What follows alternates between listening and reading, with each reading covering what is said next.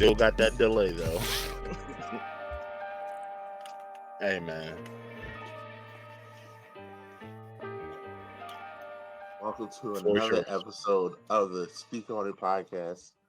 I am your host, Big Mike. It has been a fun week in sports. And we are running a three-man weave, and we are going to get right into it as our pre-production meeting conversation has spilled right into the pod because I don't know what's happening right now. Because apparently Kevin Durant is the greatest Golden State Warrior of all time, which is he's not. We didn't say that. We didn't say that. See, you're twisting our words. But the argument that you're giving me would make it him because he has 2 Finals MVPs. Steph doesn't have 2 Finals MVPs, does he? But he has 4 rings with them. So he has 4 rings, a Finals MVP, a unanimous MVP in his time there. Bam, there you go. He's number 1. Most points as a Warrior, most threes in NBA history. He has a lot of accolades to outstand 2 chips and 2 final MVPs. Now go find me another Warrior in their time with the Warriors who has a better resume than Kevin Durant.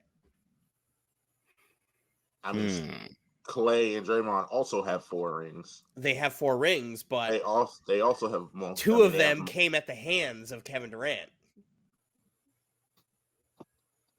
Did they not? So, okay.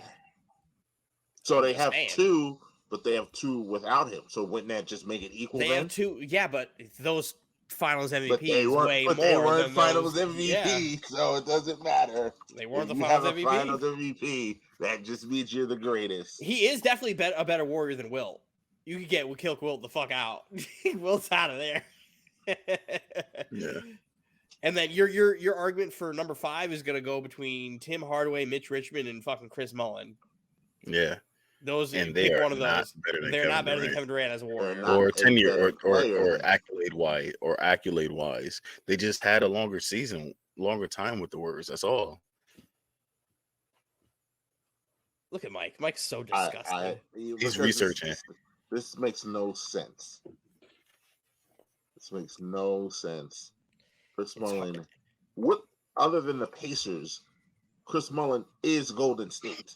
Before Steph, it was Chris Mullin. He was the greatest Warrior ever before Steph. And now, all of a sudden, he doesn't even exist in your top 5. That makes no sense. No, we're saying he could be 5. We said kick Wilt out. We said kick Wilt out. I think Draymond should be out of that 5. But he's there because I understand. Defensive Player of the Year, and he was a part of that dynasty of the rings and stuff like that. But out of that tier of players, he should be the one that's gone to put Mullins in there. But we all know Hart. Yeah, right.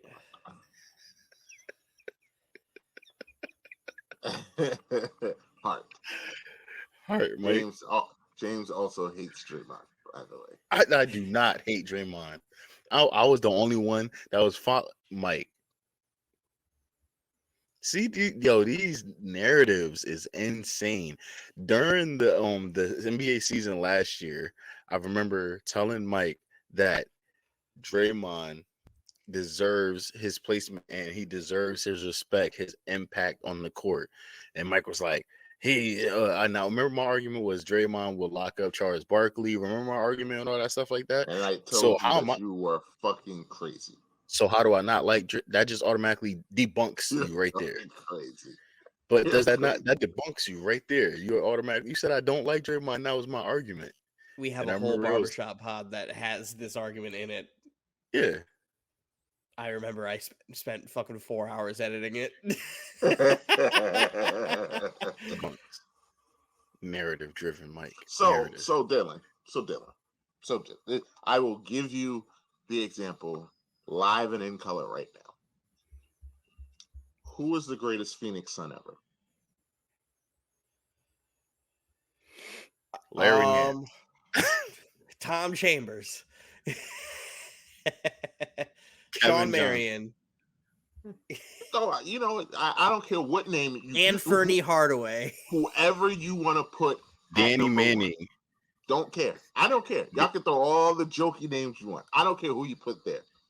If the Phoenix Suns this year win the championship and Kevin Durant wins the Finals MVP, is he now the greatest Sun ever? No. He wouldn't be the greatest Sun ever, but he would be probably top 5 greatest Suns ever. It's just when we talk about Kawhi Leonard and the Raptors and you have a franchise with a history like Phoenix has and Toronto that really doesn't have a history, it's a lot easier to put a guy in a top 5 than you do with a team. Let's say Philadelphia. Let's say if the city of Philadelphia won a fucking ring right now, none of us are changing this. There's already a handful of players who are cemented in history with the Philadelphia 76ers that you cannot kick out. Whereas you go to Memphis, you go to Orlando, you go to Miami, you go to Toronto. All of these teams don't have a long history. The Kings. All these teams don't have a long history. Well, the Kings have a long history. They have a long history, but I'm talking about of also great players, though. If you want to, once somebody wins there, the amount of great players that a team has in their franchise history, they may jump them. Yep. Whereas Toronto has been awful for the majority of their time in the NBA. They actually have not. They just haven't been to the finals. They consistently get to the playoffs. You can look it up. So from 2000 to 2012, what were the Raptors? Because they had a 3-year stretch before Vince Carter got hurt, and then they were bad until like 2007, and then they got first round outs like 3 years in a row, and then they finally advanced into the second round. Like, that's bad. That's what you call purgatory. So that's what I just said, that they had a history of making the playoffs and losing. Yeah, they're losers. They're fucking losers. Which means they haven't had. I want to clarify this. Okay, fine. Are they losers, Mike? Can you agree to that, Mike? Will they be losers? Everyone's a loser. Everyone is losers every year. Except no. Them being ousted in the first round and not make it, because Mike's doing that thing he does where he says, "I think everybody stinks." I'm waiting for him. I'm waiting for him. Are they losers for their first round outs, even though they made the playoffs? It's different teams, but as a franchise, they need to get over that hump. But that doesn't mean yes or fucking no. Yes or fucking no. Because there's nuance. Everything's not black and white. It's nuance. We said the same thing about T-Mac, and you didn't want to hear that. It's different with franchises and players, though. Okay. We're talking franchises. Okay. Again, you know why it's different? Because it's a different team every year. It's not the same guy trying to do the same thing and failing. It's different players. Vince Carter, Tracy McGrady, Chris Bosh, DeMar and Kyle. It's all different guys. It's not one guy over and over again. See how it's different. But the franchise continually gets to the playoffs. They just don't get over the hump. Very much so like the Clippers. Would you consider the Clippers a bummy franchise for the last 15 years? The last 15 years? Yeah.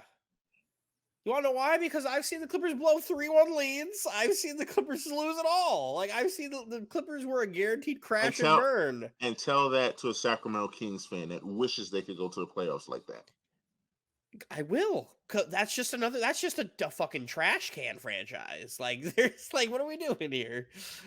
Like the Sacramento Kings haven't been to the playoffs since what, 2007? I think it's longer than that. Longer than that. 05 or 04. Yeah. So again, tell a Kings fan that the Clippers' recent history is trash, because they're going to tell you you're crazy. They'll tell you it is too. Then they'll say it's better than ours, but it's still trash. Yeah, because you say 15 years, and I could say 5, maybe 6 into that 15 years, they didn't make the playoffs either. Okay. So, like 2023, that would be, God, what, 2007? 2007, I just threw it. Oh, the Clippers are fucking terrible. Michael Oliver Candy and all of that. No, that was Chris Kaman. That's Even Chris that. Kaman, Corey Maggette, fucking Lamar Odom. Richardson. Luke Richard Mbamute. Oh my god. Yeah, they were bad. Yeah, they were fucking terrible. They might have been worse than the Kings. At least the Kings had Tyreek Evans in that fucking span. And did what with it? Nothing. Another Indiana Pacer that'll get there before it's Jeff T. Nothing. Had Tyreek, great talent, nothing. Produced nothing. Absolutely nothing. Yeah, Sacramento's had a lot of good players in there in the last 20 years that just got the shit end of the stick from being in Sacramento. My guy Kevin Martin. Love Kevin Martin. Anyway, back to the topic at hand. Toronto's been around for what? 30 years? Maybe Just 30 above, just maybe right around, maybe a little bit more than 30. I give you, I'm not sure. And we struggled to name 5 great ones because then you start throwing Kyle Lowry in there, and we're just like, no, no. I don't understand. Name your 5 again, Mike. Name your 5 for the Raptors. Yeah, for the Raptors. Because this all spawned because we said that Kawhi Leonard is arguably the greatest Raptor of all time. No, you didn't say arguable. You said he was. Fine, I think he's the greatest. That's why I said it's arguable, but I think he's the greatest Raptor of all time. And I don't know. I think Raptors fans will also say he's the greatest Raptor of all time. But it's microwave, it's microwave. But I want to say for the record, because this is before we was recording, I did not necessarily agree with Dylan on that fact. I said I wouldn't give him that because his tenure wasn't enough. It was a year. 1 year. But it was a great year. It was a great year. Yes. So that's why it's a little arguable. And also because the history of players he may jump because of that. And because of just the player that he is, He has 3 rings. So, does he have 3 or 2? 2? He has 2. He has 2 rings, 2 Finals MVPs with 2 different franchises. Yeah. Except this Toronto one, he absolutely carried on his back. He earned the Toronto one. I always tell people all the time that run of these is unmatched, man. I would never talk that down. That's a legendary run. That's an all-time run. Yeah, because round 1 was what? Round 1 was Philly? No, round 2 was Philly. Round 2 was Philly. Was round 1 Milwaukee? No. That was round 3 was Milwaukee. That was semifinals. Who the fuck did they play in the first round? But this is why we have Google, ladies and gentlemen. I would say I can find out right now. Was that 2018? 2019?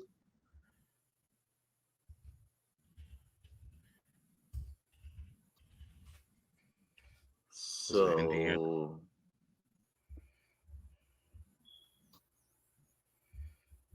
Raptors played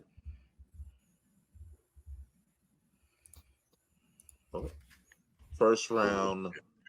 Who will get there first? Let's trade.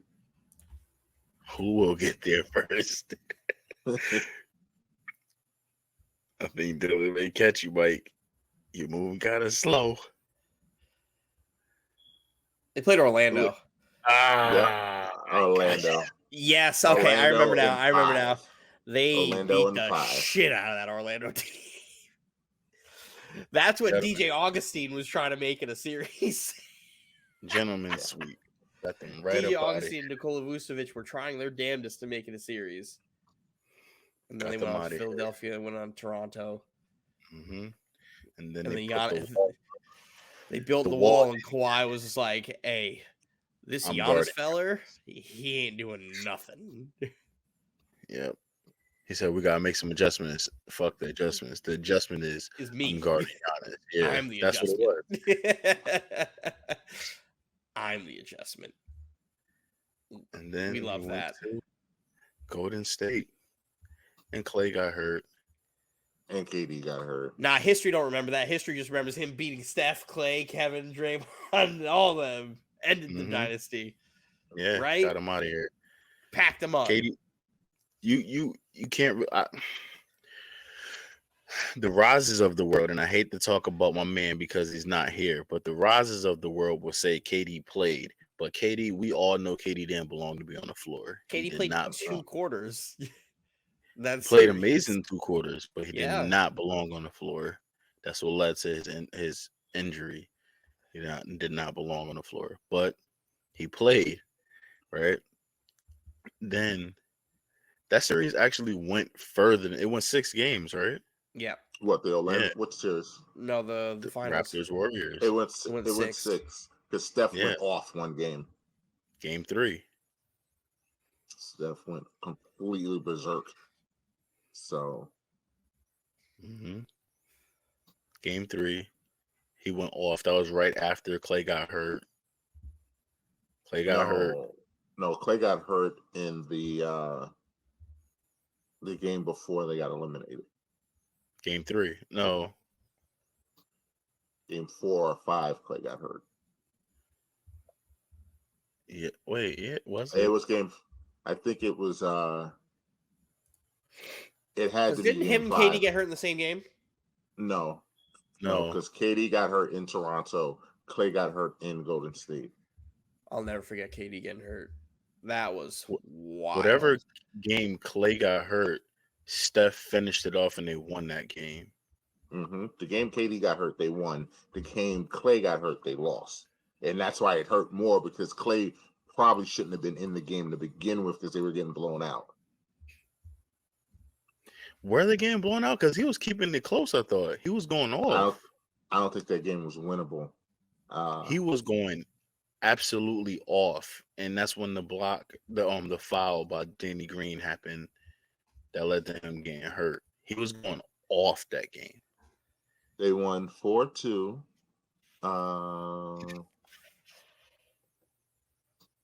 Very summary. Toronto won game 1.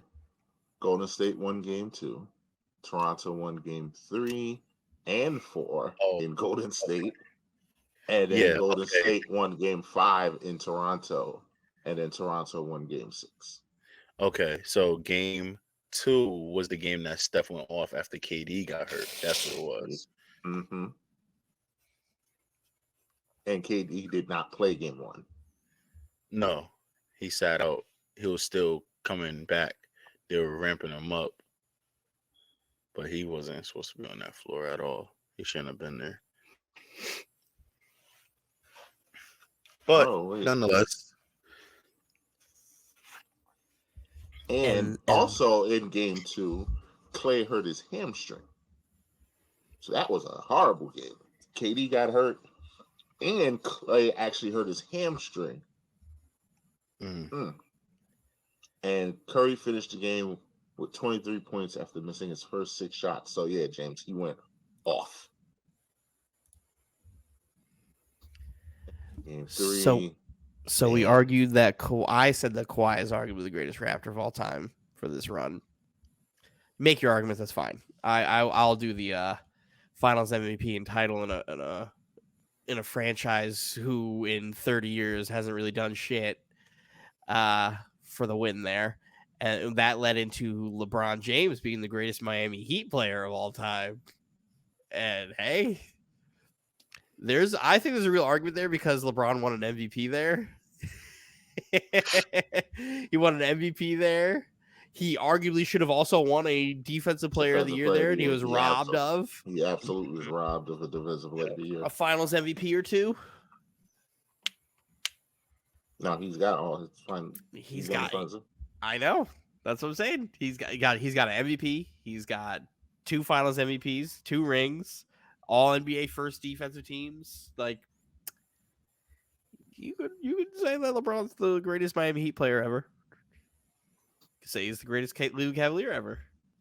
Absolutely the greatest Cleveland Cavalier ever. Yeah, that's not even an argument. Do we have a he's never mind. I'm not gonna do that for the Lakers. I'm not gonna do that. I was gonna say, is LeBron a top 5 Laker?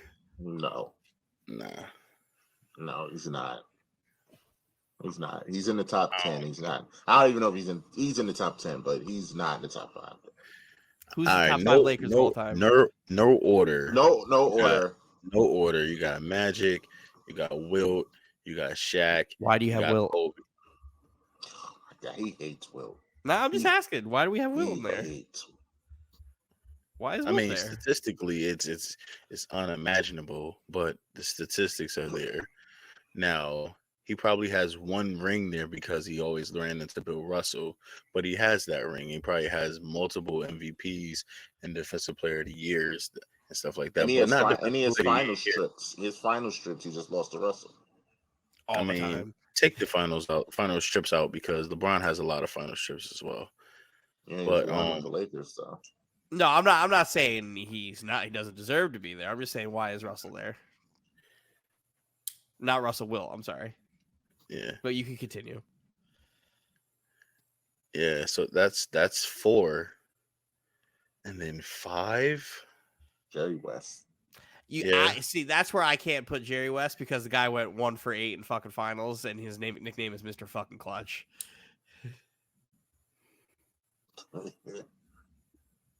He's the fucking logo. Okay, and he shouldn't be, and he never should have been. James Worthy. James Worthy over fucking Jerry West, I'll do.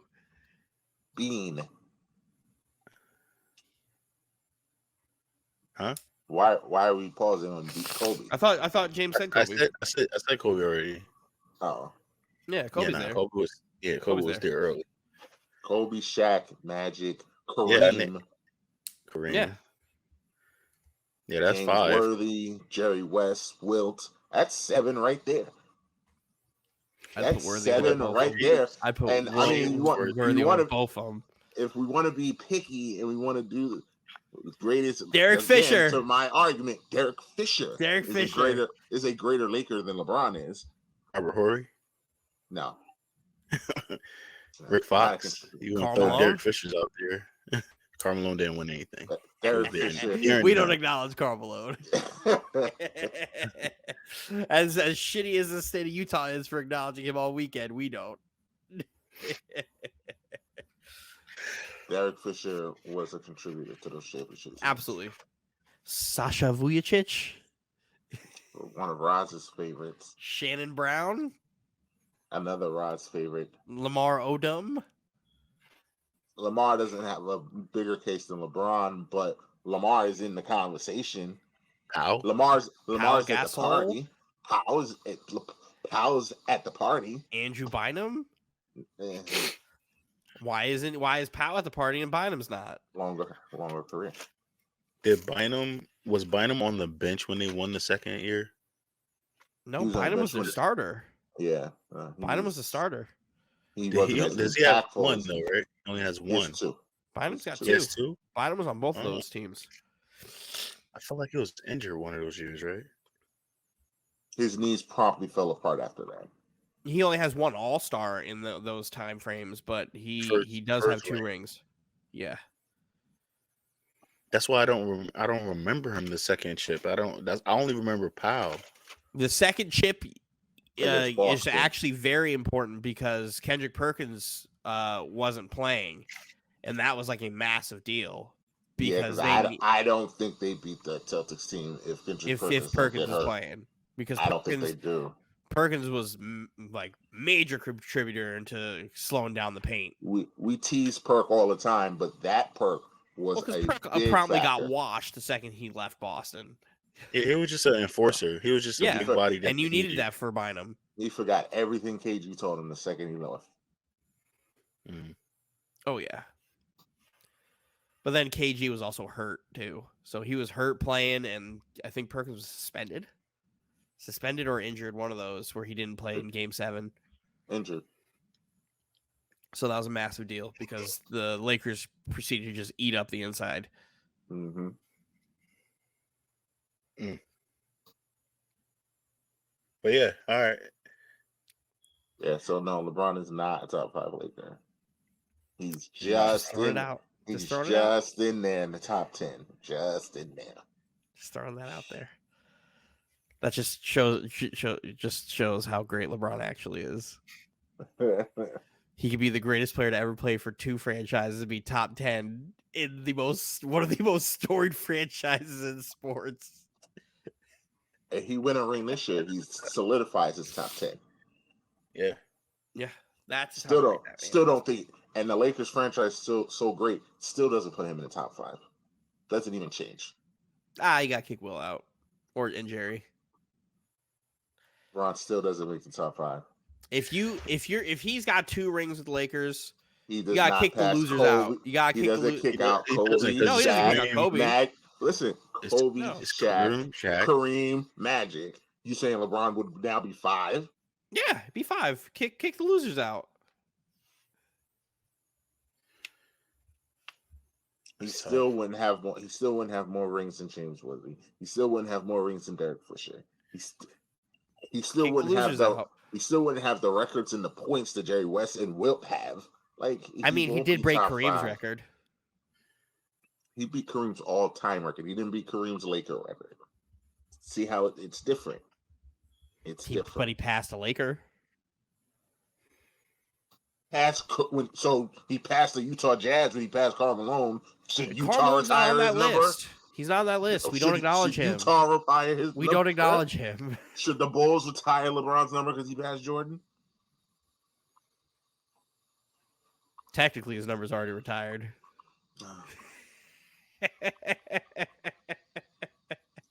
Nonsense. I'm just saying. Vince Carter is still the greatest rapper ever. How many rings does David Robinson have? 2. Sorry, 2? off topic. Yes, 2. That's 2. You trying to think where Kawhi is on the Spurs? No. I'll say I think Kawhi's 5. I think Kawhi's 5. Yeah, he's 5 actually. He would be 5 because it would be Timmy. I'd have to put that big 3, the 3 of them: Timmy, Manu, and Tony Parker, and then David Robinson, and then probably Kawhi. And then Kawhi. Then you can get to the General Avery Johnson. No, well, George Gervin. Is he? Gervin would be the one I would be arguing with Kawhi about. I think, but Kawhi won though. He's got the Finals MVP. He's got, and he was before he got hurt. He was carrying that Spurs team. I don't know, man. George Gervin's Spurs career versus Kawhi's Spurs career. That's an interesting one. Yeah. I would give it to Kawhi, but I could, if I had some time to. If there was going to be an argument, it would be George Gervin. I could make that. Yeah. That would be my argument, but Sean Elliott. I said Sean Elliott. Dylan was quick to strike that down. Vinny Del Negro. The Memorial Day Miracle. I like the on the line. Foot was on the line. I told you. And I don't care what anybody says. That was a travel against the Knicks. Steven Jackson. Steve Kerr. We're just throwing names out. Steve Kerr. I'm just going to sit back now. DeMar DeRozan. Tracy McGrady. Nope. Marco Bellinelli. Love LeBron so much. Boris Diaw. For not letting Tracy McGrady get a cheap ring as the number 13 man on the bench. Just so people like Dylan can see, he got a ring. No. Here's the thing. If Tracy McGrady would have got a ring, I'd be like, I'm glad he got one. That's all I would say. I wouldn't say anything else but that. That is cold-blooded, bro, because the game... Mike's a fucking hater. Love LeBron for it. No. I'm saying, Bron, that not even Bron, but the Heat. Like, that was cold-blooded, bro. Game 6, they were trotting out the champagne bottles and getting the hats ready, and they put Tracy McGrady in just to get playing minutes. Oh, just to say, I played in the finals. Sit your ass down. And then the Ray Allen 3. He has more finals minutes than Vince Carter has. Oh, and they have the same amount of rings. Oh well. One's still better than the other. And I tell you what, it's not Vince Carter. And it's Vince. It's my man Vinny. Okay. Okay. My guy. All you Vince Carter fans are fucking delusional. If you think Vince Carter's better than Tracy McGrady, you're fucking crazy. Fucking crazy. I don't know, man. That shit is hard. They was on the same team at the same time, but Vince Carter is the greatest Raptor ever. He's not. Kawhi Leonard is. Regardless, it ain't Tracy Listen, McGrady. Tracy, the second Tracy left Toronto, Is he the greatest Magic player ever? Oh, nope, he's not. No, nope, Dwight Howard is. Is he the greatest Houston Rocket ever? Nope, no, he's not. No. It'll be Olajuwon and then McGrady. Pod over. It'll be Olajuwon then McGrady. It's absolutely not. Why not? Clyde Drexler. That bum who rode on Olajuwon's coattails because he couldn't do it in Portland. What's next? You gonna say Charles Barkley? Fuck out of here. No, Charles Barkley and Scottie Pippen. They didn't win, and that was one season. Two seasons Barkley was there, right? Second season, he didn't play any games. They just kept him on the roster. It would be Olajuwon. It would be McGrady. It would be Yao. It would be Harden. Harden, he's not bad. So he's goodbye, Dylan. Good day. It'll be Harden. I'm not playing this game with you. I'm not playing this game with you. What world do we live in with Tracy? Tracy McGrady is better than James Harden. What are we doing? What are we doing? Going to be put in a situation where I have to defend James Harden. I'm not going to get put in this situation. I'm not. He is better than James Harden. Your hate showing. Okay. And it looks ugly on you, Michael. I feel like this should be a poll because it's a very intriguing argument because both of these fan bases are insane. That's not true. But one of these fan bases is insane. You're basing your fan base, the Tracy McGrady fan base, on me, and that's not true.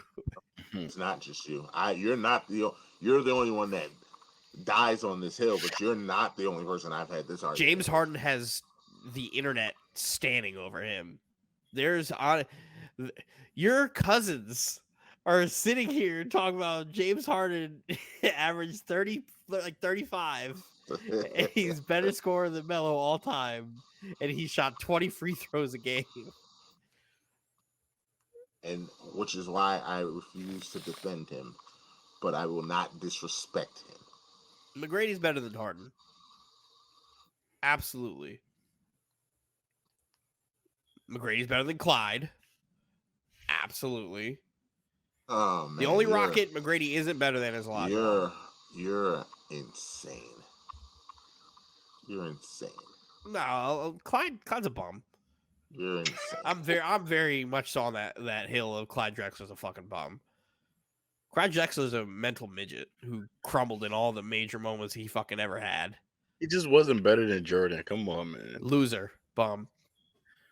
Hey, it happens. What? You run into that bus. Whoa. Clyde Drexler is a mental midget who never won a big game, but you're sitting here defending Tracy McGrady. Do I have to show you more of the games of Tracy's winning? Do we have to pull up rosters again? Whoa. What is happening here? Where Clyde Drexler went to the finals, but he's not clutch. But Tracy McGrady, who couldn't get out the first round. Are we going to say those Portland Trailblazers teams weren't good? They were. They weren't better than anything Tracy ever had? They were. So, Mike, shut the fuck up. Like, what are we doing I want to here? say I'm not giving my input. I'm just agreeing with what facts are. It's ridiculous. It's not ridiculous. Tracy McGrady is not better than Clyde Drexler. Yes, he is. Houston Rockets Clyde, he probably is. Not Portland Clyde.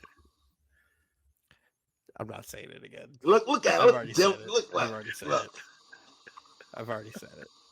You're about to go on this rabbit hole. We're gonna be on here if for McGrady 3 didn't get hurt, hours. he's the greatest shooting guard of all time. I don't care. We're not.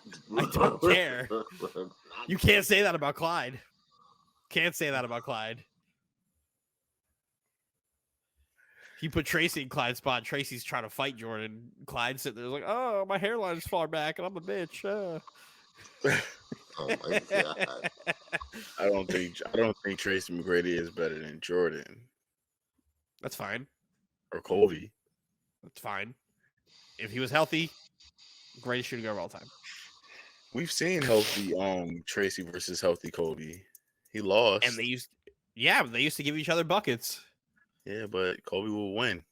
Yeah, well, Kobe also had fucking Shaq for that entire portion of his career, where fucking Tracy McGrady had Kelvin Cato and fucking James, you should have just ended this argument where he said when you named Kobe and Jordan, he said if healthy, he's the greatest ever. Clears him. That clears him. Listen to what's happening. Clears him. A healthy Tracy McGrady is better than Michael Jordan. That's Clears what he him. just said. Fuck Mike. Clears him. Fuck Mike. I'm done.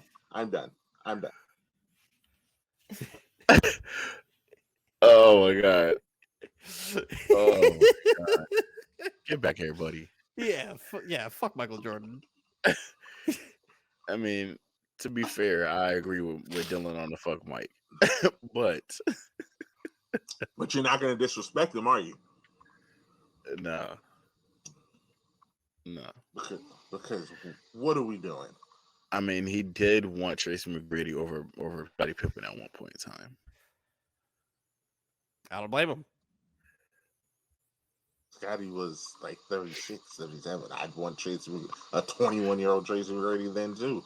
They won a ring that year. Wasn't 21. It was 19.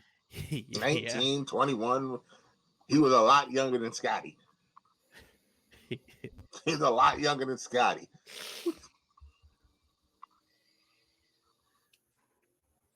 I'd die on this hill, Mike. Clearly. I'll die on this hill. You had to be there. You were there, but you were there hating. I was there. You were hating. You had your notepad out, ready to hate. You were typing out T9 text messages on your fucking Nokia phone, hating.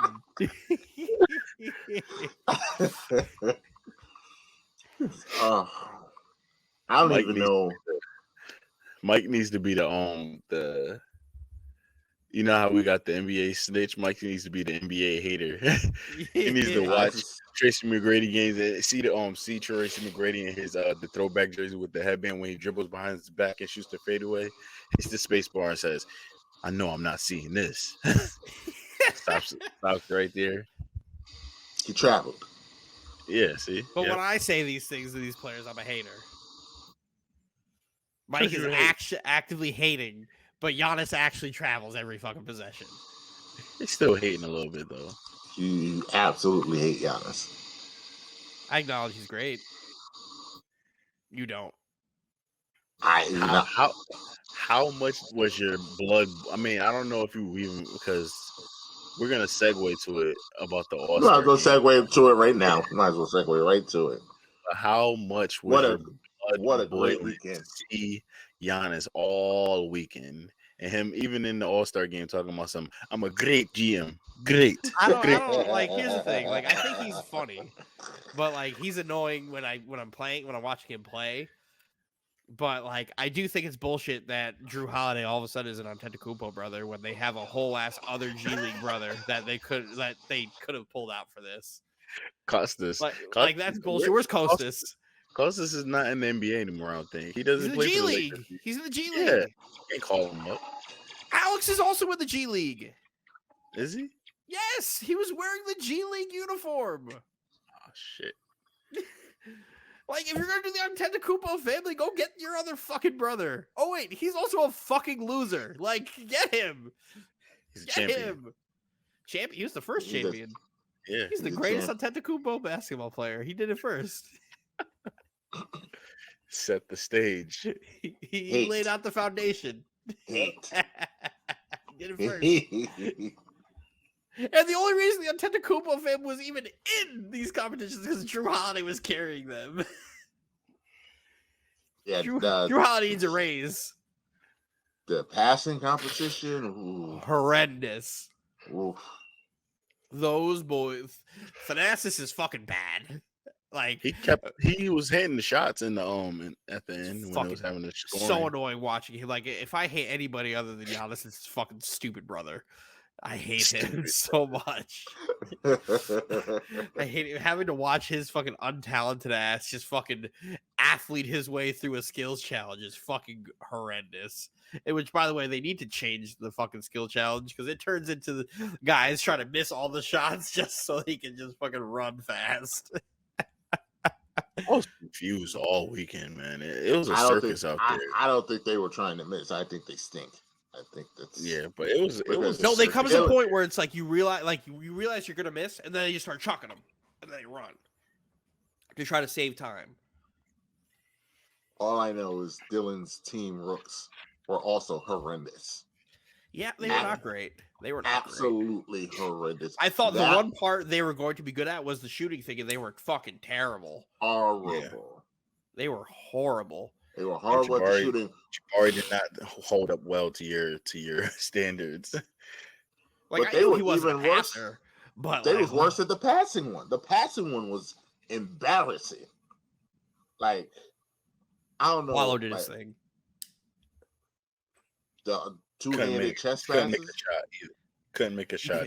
Paulo could not make a fucking shot. Could not make a shot. And I was expecting Jaden Ivey and Jabari to fucking like knock down a few jumpers in that. It ended with like what, 5 points, 4 points? They made one shot. Oh, they made one shot. I thought for sure they would have at least made 3. That the Antetokounmpos were eliminated, and then nope, here comes Dylan's team rooks stinking up the joint. I was watching the skills challenge on mute, and watching it on mute, it was the most confusing shit in the world. I didn't know what was going on. The best thing is the announcers telling them to stop trying to shoot. They're just like, just chuck them up, just go. Like realizing immediately that this whole skills thing isn't a skills competition. It's just throw up shots real fast and run. Like there was nothing skillful about that portion of it. Like if you can't dribble around some cones, throw up a floater, and fucking just shoot shots, like you should be in the NBA. I absolutely could do that drill. I wouldn't do it in 20 seconds like some of them were, but I absolutely could do that drill.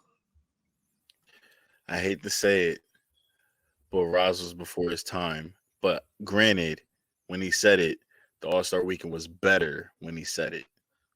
Yes. And this year they need to bring back the old skills contest. But the old skills, because I do want to address that too, James. We'll get there because I need to point out that I said that Team Utah was going to win, and even though Jordan Clarkson tried his hardest, he tried his hardest to ruin it for me. He was definitely drunk.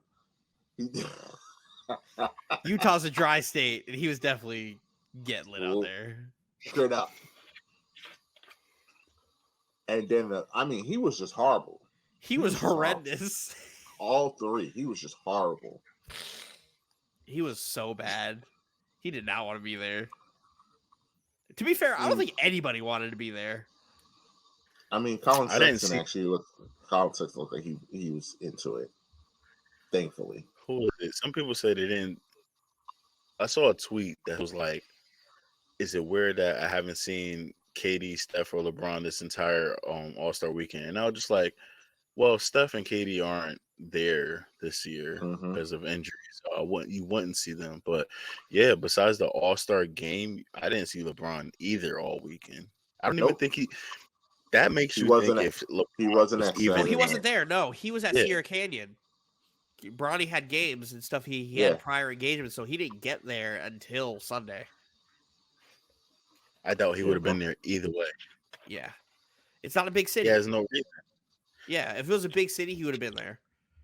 But it's weird because years past, if you were even just in the All-Star Weekend, you were at least there for slam dunk contests in the stands. Giannis is the only one who was like there. I saw Giannis all weekend. He coached The celebrity game. The celebrity game was really funny. It was. Him talking shit to Richard Jefferson was really funny, and I hate that I thought it was funny. It's hilarious. That's why. I hate that I thought it was funny. I hate Richard Jefferson. I know you hate Richard Jefferson, but shout out to Richard Jefferson put on a show. Richard Jefferson put on a show. Oh man, I wish we had an extra ref. Oh, what do you know? Oh, it's me. And then he played. Yep. Oh, I wish we had an extra player. Oh, what do you know? Snap. It's me. That was Come great. on. That's entertaining, Mike. Showmanship, Mike. Good day, showmanship at best. At his best. Who else would you have done that? I mean, you can't get Kevin Hart. Nobody else could do it because Richard Jefferson actually trained to be a ref. Perfect. Grandstanding. Imagine they should have more players do that. Not like the whole gimmick thing, but more players who are analysts go learn to be referees. Well, you got Smush Parker. He should be next. Yeah, but he sucks. He sucked in the NBA and he sucks as a ref. If Smush Parker comes and refs one of my kids' games, I'm gonna have a problem. Another Laker legend. Top 5. Laker legend. Smush. I can hear the steam coming out of Roz's ears from right here. now. That's the first name Roz likes to throw out when he likes to talk about the bad times of the Lakers. Yeah. He was like Smush Parker. Yep. Smush Parker. But yeah, this weekend was mid. Celebrity game was good. The celebrity game was fun. Shout out to the Miz for almost winning the game. Hilarious. No, tying the game. Tying the game. That would have tied the game. I can't believe he was like a 0.1 second off from tying that game. With a half-court shot. Stole the inbound pass and almost did it. Unbelievable. With the lefty. Shout out to DK Metcalf, who is just like, I mean, he's a freak of nature, but like, bruh is like a freak. Like, he was doing his best Myles Garrett impression. No, him and Calvin Johnson. Out here, just little broing everybody out here. Like, and shout out to Albert Pujols, because anytime I get to see Albert Pujols run, it's a great time. It's a good time. I was like, Albert Pujols has been retired for like 4 months, and he has let himself go. He's a Dominican poppy. I was gonna say he been hanging out in Dominican too long, eating all the mofongo every fucking day. He's been tostones and salami every fucking day. Dominican That's the way to live, poppy, bro. Presidente beers and all. I greatly enjoyed watching Pujols run. He looked like he can't bend his knees. It's hilarious. That's his name, right? From Jimmy Kimmel? Guillermo, yes. Guillermo. He's god awful. Albert Pujols is literally one of the greatest baseball players of all time. Ever. One of the greatest baseball players of all time. Man. And he was waddling up and down that fucking court.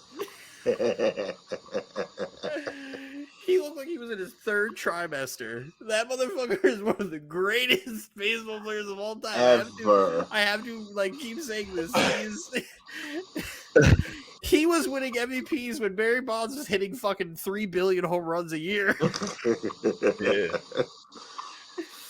Oh my god. Yeah. Oh my god. Celebrity game was fun. I don't know if y'all watched the rookie game. I actually kind of liked that format. They did that format last year. I'll get to that when we go to the actual All-Star game. That format, yeah, I enjoy that. Shout out to Quentin Grimes, New York Knicks, stand up. And I sent the clip of Shiggy to the chat. How the NBA just throws Knick players in All-Star Weekend just to be like, look, let's just add him to it and see what happens. He really think he gonna win. Look, let's just add him to it. Threw Julius Randle in there. Quentin Grimes won the first game for his team. Did I tell you I met Shiggy? Almost won MVP too, but yeah. Exactly. So Shiggy can go kick rocks. I met Shiggy at the practice at the park in Brooklyn. We were pulling up to the same garage. He thought my buddy worked there. I was like, "You're Shiggy. Why are you here?" He's like, yo, I gotta be at the game. I'll see you there. Da, da, da. I was like, all right, cool. And then he was at the game. He was terrible. Of course. And my buddies were just like, who's that? I was like, you don't remember them doing the fucking In My Feelings challenge and shit? That's him. I was like, he is milking every last penny of that. Every last penny. That's shaky, man. How Let many me get. I don't want to jump. What happened? What? Yeah, I'm not gonna jump. Gotta go to your next. Well, no. I mean, the next one is the 3-point contest. Should be closing out the show. Before we get to the 3-point contest, Alvarado running around like a madman when he won the game. Called it. He called it. He called it. Got $100. I wish more people took it as fun as he did. Yeah, got $100 meal from Donovan Mitchell. It's not. That's $1 to Donovan Mitchell. Yeah. Hey, I wish more people who participated took it like as fun as Alvarado did. Like the young guys take this more fun than anybody else. Some of them are too cool. They're out here. Let me get my dunks off. Let me dribble, and then I'm done. Grimes, also, he was out here. So fun, man. He was out here like he was playing in the playoffs again. Yeah, Grimes too, man. Grimes was playing ball, and he got 29. Got hot. Yeah, he got hot. And us Knicks fans know if Grimes can get hot, he's actually really good when he gets going. Yeah, I'm just hoping that it carries over. I hope it gives him confidence. I hope we got 9 days. How dare NBA All-Star Weekend put Quentin Grimes in the icebox? Yeah. Got 9 days. All these players, though. Yeah, I just hope it boosts his confidence and he brings that over. It boosts his confidence against his peers. Yeah. We'll see. Hopefully. But he didn't see Cam Thomas, and Cam Thomas is the one that fucking gets him. No. So, Cam Thomas cooks him. So he wasn't there. If he would have got that off against Cam Thomas, that probably would have been a really good one because Cam Thomas would have went off too. But Cam Thomas would have been. I would have loved to have seen him in there, but he doesn't give it. Even if he was asked, I feel like he's like, nah, I'm not doing that. That's just not the type of person he is. Ain't shit fun. Ain't nothing. He trademarked that. He filed a trademark for ain't shit funny. Good for him. He's laughing everywhere now. Hey, he's scoring buckets. Good for him. He won the KD and Kyrie trade. Because now the Nets are just gonna let him cook. Yeah. Good for him. Go ahead, Cam Thomas. Maybe you stop playing. You'll get some drip when you play. Can't wait till the playoffs start. Can't wait. 3-point contest. 3-point contest.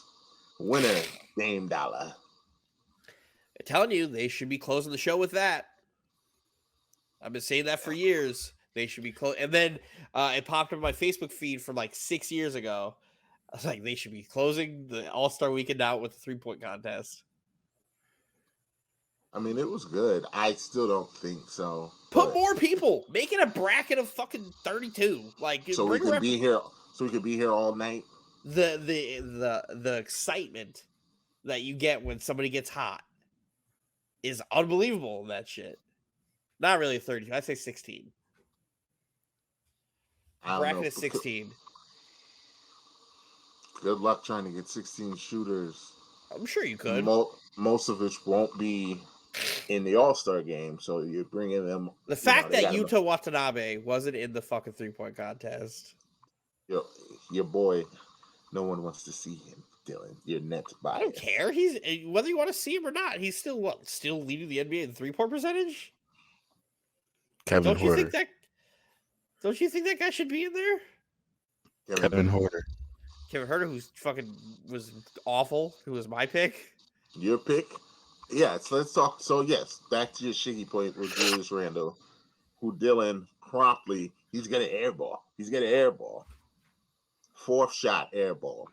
I was so I called it I was so fucking Yeah, mad James at is sitting there. He's like, oh, he's either gonna fucking be great and like hit everything, or he's gonna make a fool out of himself and either hit the side of the backboard or airball. And then I said I would put money on him right now airballing. If there was a way I could bet that, I would do it. And then James probably told me to shut the fuck up.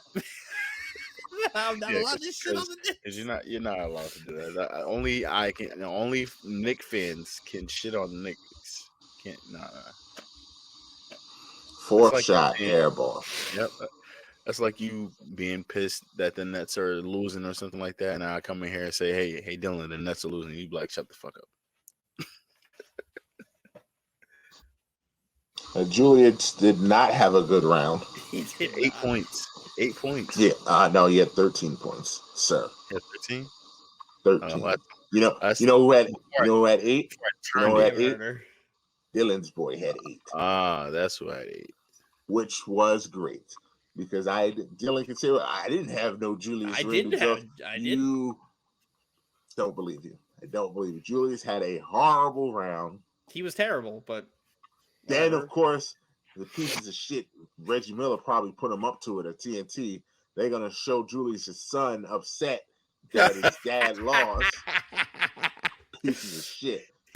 That was fucked up. I need to see that kid crying all the time. I fucking wish that kid is sad all the time. That was fucked up. Do you remember? Was it last season where every time the Knicks played, they would show him fucking crying after, and there was a quote that came out, and he said, "They're bullies. They're bullies, and I hate them." Oh my God. Fuck that. I thought it was during the playoffs when we couldn't beat the Hawks. No, he did it against the Nets. It was against the Nets. Last year. Where his son is just crying. He's like, "They're bullies, and I hate them." And I was like, "Yeah, make that kid fucking cry some more." Fuck that kid. So yes, we beat the Nets this year though, so we're good. That's fine. Gonna beat him again in a couple days too. Can't wait.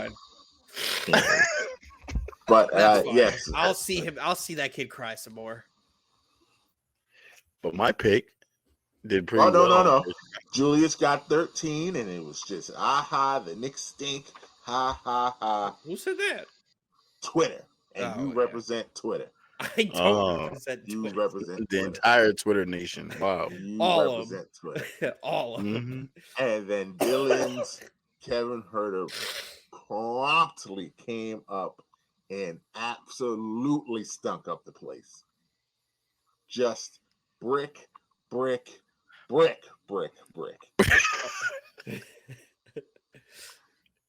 Finished with a whopping 8, and I instantly turned into Meek Mill, and turned into Twitter fingers, and instantly hopped in the chat to jump on. Because he thought I had something cooking for Julius Randle. I had nothing cooking. Had to get in there and put that fire out. Your boy stinks. Your boy stinks. This man showed up to an apartment that got a phone call. There's a fire. There's no smoke anywhere. And he just lit up the place with fucking water and fire extinguishers. And we're all just sitting there like, what's happening? What is this? Oh my God. Like, imagine being wrong picking the white guy in the 3-point contest. I should have been. That was minus money. That was the favorite. Fuck. Yeah. And then yes, James. Then after that, then James's pick came up. Tyrese Halliburton lit it up. Fire. I never realized how fucking crazy his release is. Like I know he has. Like, I know he's got a weird release, but when you see it from the angle and he has it literally like this, and he spins it. He has a hitch in his shot. Brings it up at the shoulder. But it's not even that smooth either. It has a pause right before he gets like the peak. Yeah. It's wild. But it was on point because he came out. Swish. He makes the net. He has so much spin on that fucking shot that it just snaps the net every single fucking time. It doesn't just fall through like some shots do. It just snap. I called it, but he paused before I even said it. He shot his load in the first round. Because, because like first round, I said it, before the weekend started when I chose him. I said my pick is Tyrese Halliburton, but I feel like his release is too slow and his hit may be affected by the All Star by the 3 point contest. But I still chose him because I knew he could shoot, and And then his mechanics is just made for the 3 point contest. I saw that first round and I instantly went, James, what was you saying about that shot? Because it's on right now. Mm-hmm. Had me nervous because then Laurie did okay, and then Buddy Hield also, who I was nervous about, he had a good first round also. And they saved Dame for last. I was just like, all right, Dame, we got this. We got this. And He Dame barely made crumpled. it. He made that last shot just to get there, Dame, We because he got had to in. eliminate Tatum. Yeah, he eliminated Tatum and marketing because they tied. And Mm-hmm. then it was like, all right, on to the finals. Come on, Dame. Let's get this done. And what time was it? Dame time. I really am not a fan of the 2 round. They need to bring back the 3 round where it used to be, where you would get down to the 3 players and then it'd be the best of the last 2 4, players. They go and head to then head. 2. Yep. Four. Round 16, 16-man tournament. You can do it. I mean, they can still do it with 8, Dylan. 8, Yeah, 4, 2. 16 is a lot of people. You know Nah. how much time Well, you got? Nah. exactly. We'll be here all Nah. night. Good. No, 16. it's a lot of people. You're not even gonna get 16 shooters. That's what I'm saying. You're not even going to get that many shooters to come. 12. 8 is fine. 10. 8 is fine. Double digits. Thankfully, Dame got the job done. He also shut Reggie Miller's punk ass up, which made me very happy. Who was And Reggie? Pacers. There was 2 Pacers. Mm. That's all Reggie wanted. It's the Pacers. Now shut up. You're lost. Imagine Mike being mad that people are biased and he's also biased. He's biased right now. He's biased right now. But Lost. it was even Your funnier ass out to here. me because I like I said to you guys, I was out at a Spanish restaurant with my family while this is happening, just getting drinks, and then I don't remember. Then you fast forward 2 hours later. Yeah, I was like, yo, what happened in Duck Us? What happened? I missed it. I completely tuned out after. I was drunk as hell.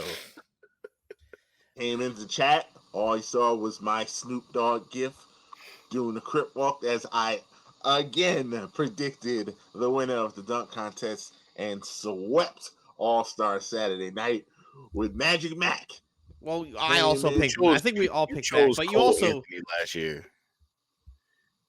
Did I? Yeah. And then he got influenced. Yeah, damn North Carolina. and then and why you we also talking said about last you year? also said Murphy wasn't even gonna fucking do shit. So And let you me had to tell promptly you, eat that L because he let was me easily the tell second you best dunker that how night. nervous he did his first dunk, and I was like, oh shit. I was like, oh shit, no. He immediately hit the chat and said, "Did James choose Murphy?" I was like, "Yep." That boy came to play because nobody else did.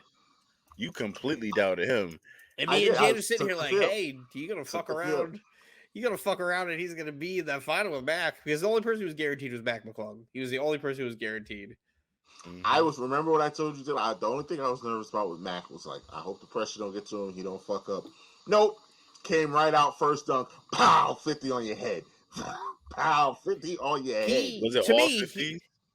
I know he got one, but all of his dunks were 50s. I don't give a fuck what anybody says. I didn't think his what was it, the second dunk or the all third of his dunk? Dunks were 50s. I don't give a shit. I didn't think one of them was a 50 either. And Dylan got mad because I didn't think it was a 50.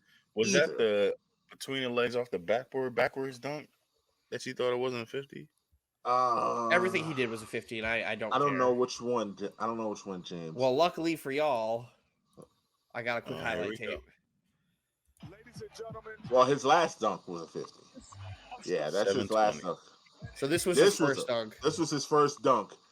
And I was like, oh, that's a 48, 49. And then saw the replay. That one. I didn't think that one was a 50. That's a 50. Absolutely a 50. The double clutch right there, 50. The double clutch was nasty. And then this, 50. And that was nasty. That was nasty. This one is nasty. A 540? Yeah, no. Ooh. Over. That was he was nasty. I didn't think that second one was a 50 though. But everything he did was a 50. I don't. The first dunk, James, he did it, and I was like, "Oh, that's a good." And he had shit that he didn't even pull out that he's been doing since he was in high school. Yeah, because he saw the competition, he was like, "Oh, nah, I ain't even gotta go hard for y'all boys." I saw the replay of the first dunk and instantly went in the chat. Oh, never mind. Upon further review, 50. You were like 48. I was like, "Nah, it's a 50." And you're like, "Because the angle, I didn't see him. I saw it. I saw it immediately. Once I saw him do that, I was like, "Oh yeah, it's a 50." So I didn't see him tap the backboard. So I was like, "Oh, that's a 48. That's a good 48." Dylan was like, I don't know, 50. Saw the replay. I was like, oh shit, that's a 50. That's a 50. You know who was horrendous? Fucking Jamal Crawford. No. Oh, you mean Jericho Sims? Jericho Sims was horrendous. And he's tall. Like I don't know why they keep putting these centers in this like centers. He can jump though, but he has jump, no personality as well. That you have to sell. Like his what was the first one he did? The double honey dip. So and then he fucked it up because the fan didn't go in all the way, and he had to try to trick me. He tried to trick me to say it was in there the whole time. He did two of those. He did one where he tried to put his whole arm in it. He did the same dunk twice. Yeah, like I was just like, yo, bro, what now? If Shiggy want to get on him, because I don't know what the fuck that was. But I told you I didn't know why Jericho Sims was in the dunk contest. Yeah, because he put the paper in the net, and then when he went up there, he actually pulled on the net to get his arm in. It was a disaster. It was hard. I was like, what is this? My favorite thing was Anthony doesn't jump into into the chat all night, and then he said that Troy Murphy's dunk was uninspired after he got the ball stolen by Alvarado. He throws the alley-oop 360, bang. It was a great dunk. It was a great dunk. He's like uninspired. I'm like, what are you talking about? What? And then Jericho Sims comes in. He goes 49. That was awesome, bro. What is happening? What is happening right now, Anthony? What are you watching? Because me and Dylan clearly are watching something else. And I'm just like, not even trying to hate because he's a Nick or anything. I like Jericho Sims. But, like, what the fuck was that? What was that? What was that? And then, you know what? I love the honey dip dunk so much. I'm going to do it again.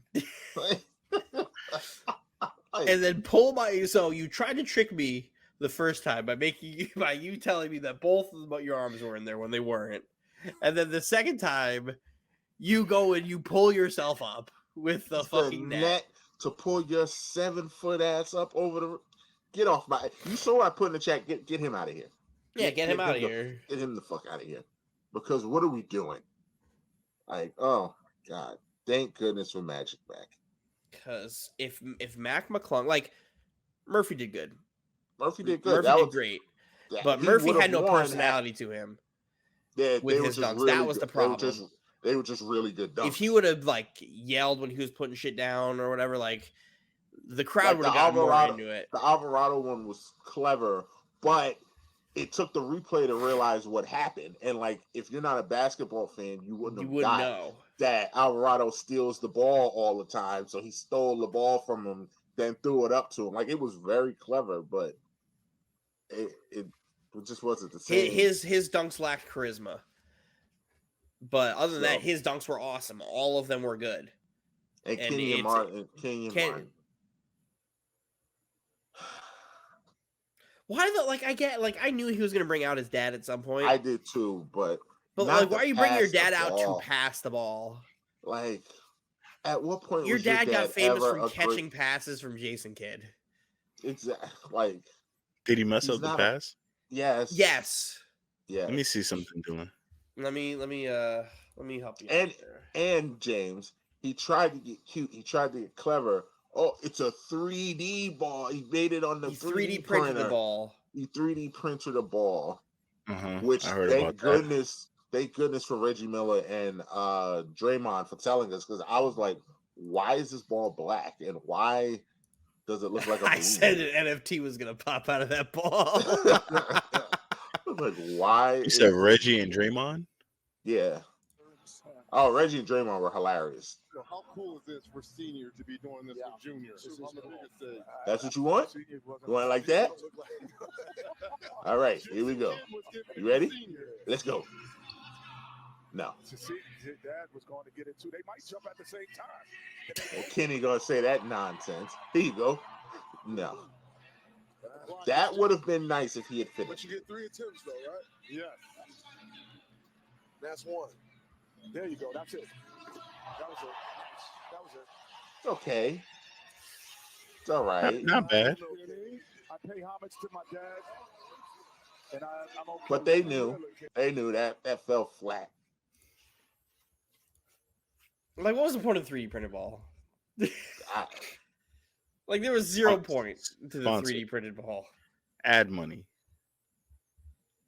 Like that, you know what you could get an ad for? There's like a million different companies that make 3D printers. There was no logo. There was nothing to it. Ad money. So that was the pass, and he didn't do anything else with Kenyon Martin, did he? No, that was it. He didn't get a second dunk, right? He was eliminated. His first dunk was like a windmill or something. I don't remember. Oh, I have that. It took like a couple tries to get going anyway. It was not good. These guys got to practice. That's the main thing. If they practice, that's what I think. I don't think these guys practice. One attempt left. Oh, he got that one. Pretty play. What it does, it saves him. Yeah, because he's got to come up with something spectacular next. If he comes up with like the fact that the team doesn't have an actual point guard and you have to have Jay Sean Tate do that pass is fucking hilarious to me. Well, he wasn't gonna have none of them dudes he wasn't gonna have from the skills competition do it. I mean, where's Jalen Green? He's not a passer, and he was awful in the dunk contest last year. But but listen, I hate when people bring up these things about All-Star Weekend, like, oh, he's not a bruh. This is not like the highest level of skill. No, but you need to be able to do a pass. I could have did that. You could have did that. Are we NBA players? But I definitely have a better passer than Jalen Green. I doubt that. These are NBA players. Jalen Green's controller consists of shoot. Oh, it's nothing but square buttons. And a jump button. And a jump, yeah, it's just nothing but square. He just be shooting. That's all he does. That's why you also can't just have anybody doing it. Like Kenyon Martin kept on fucking up a pass that was right in front of him off of a backboard. He's an NBA legend. Off the backboard. That's another thing, though. But he's probably haven't played basketball in probably years now, since the Big Three. Well, I don't think he played in that. So, but hey, you got to make sure you have to practice. That's the thing. Nobody practices this shit. They don't practice. That's why Mac is so good, and he can do it on his first try. He practices this. Mm-hmm. These dudes don't practice this. They don't practice. They don't make it. They don't take it seriously enough because nobody else takes it seriously, and that's how you end up with guys like Jalen Green last year who spent 5 minutes not even attempting a single dunk. Mm-hmm. Because you're like, no, I'm athletic as hell. I think I could just do this thing I thought of without realizing that it's hard. Cole Anthony, give me my dad's New York jersey. Give me some Timbs because I'm originally from New York. I'm gonna go out there and do the walk dance, and then I'm gonna go up there and attempt this windmill out of my dad's hands 8 times, which is a basic dunk for an NBA player like that. all you're doing is grabbing the ball out of your dad's hands and windmilling it, and you can't do it in 10 tries.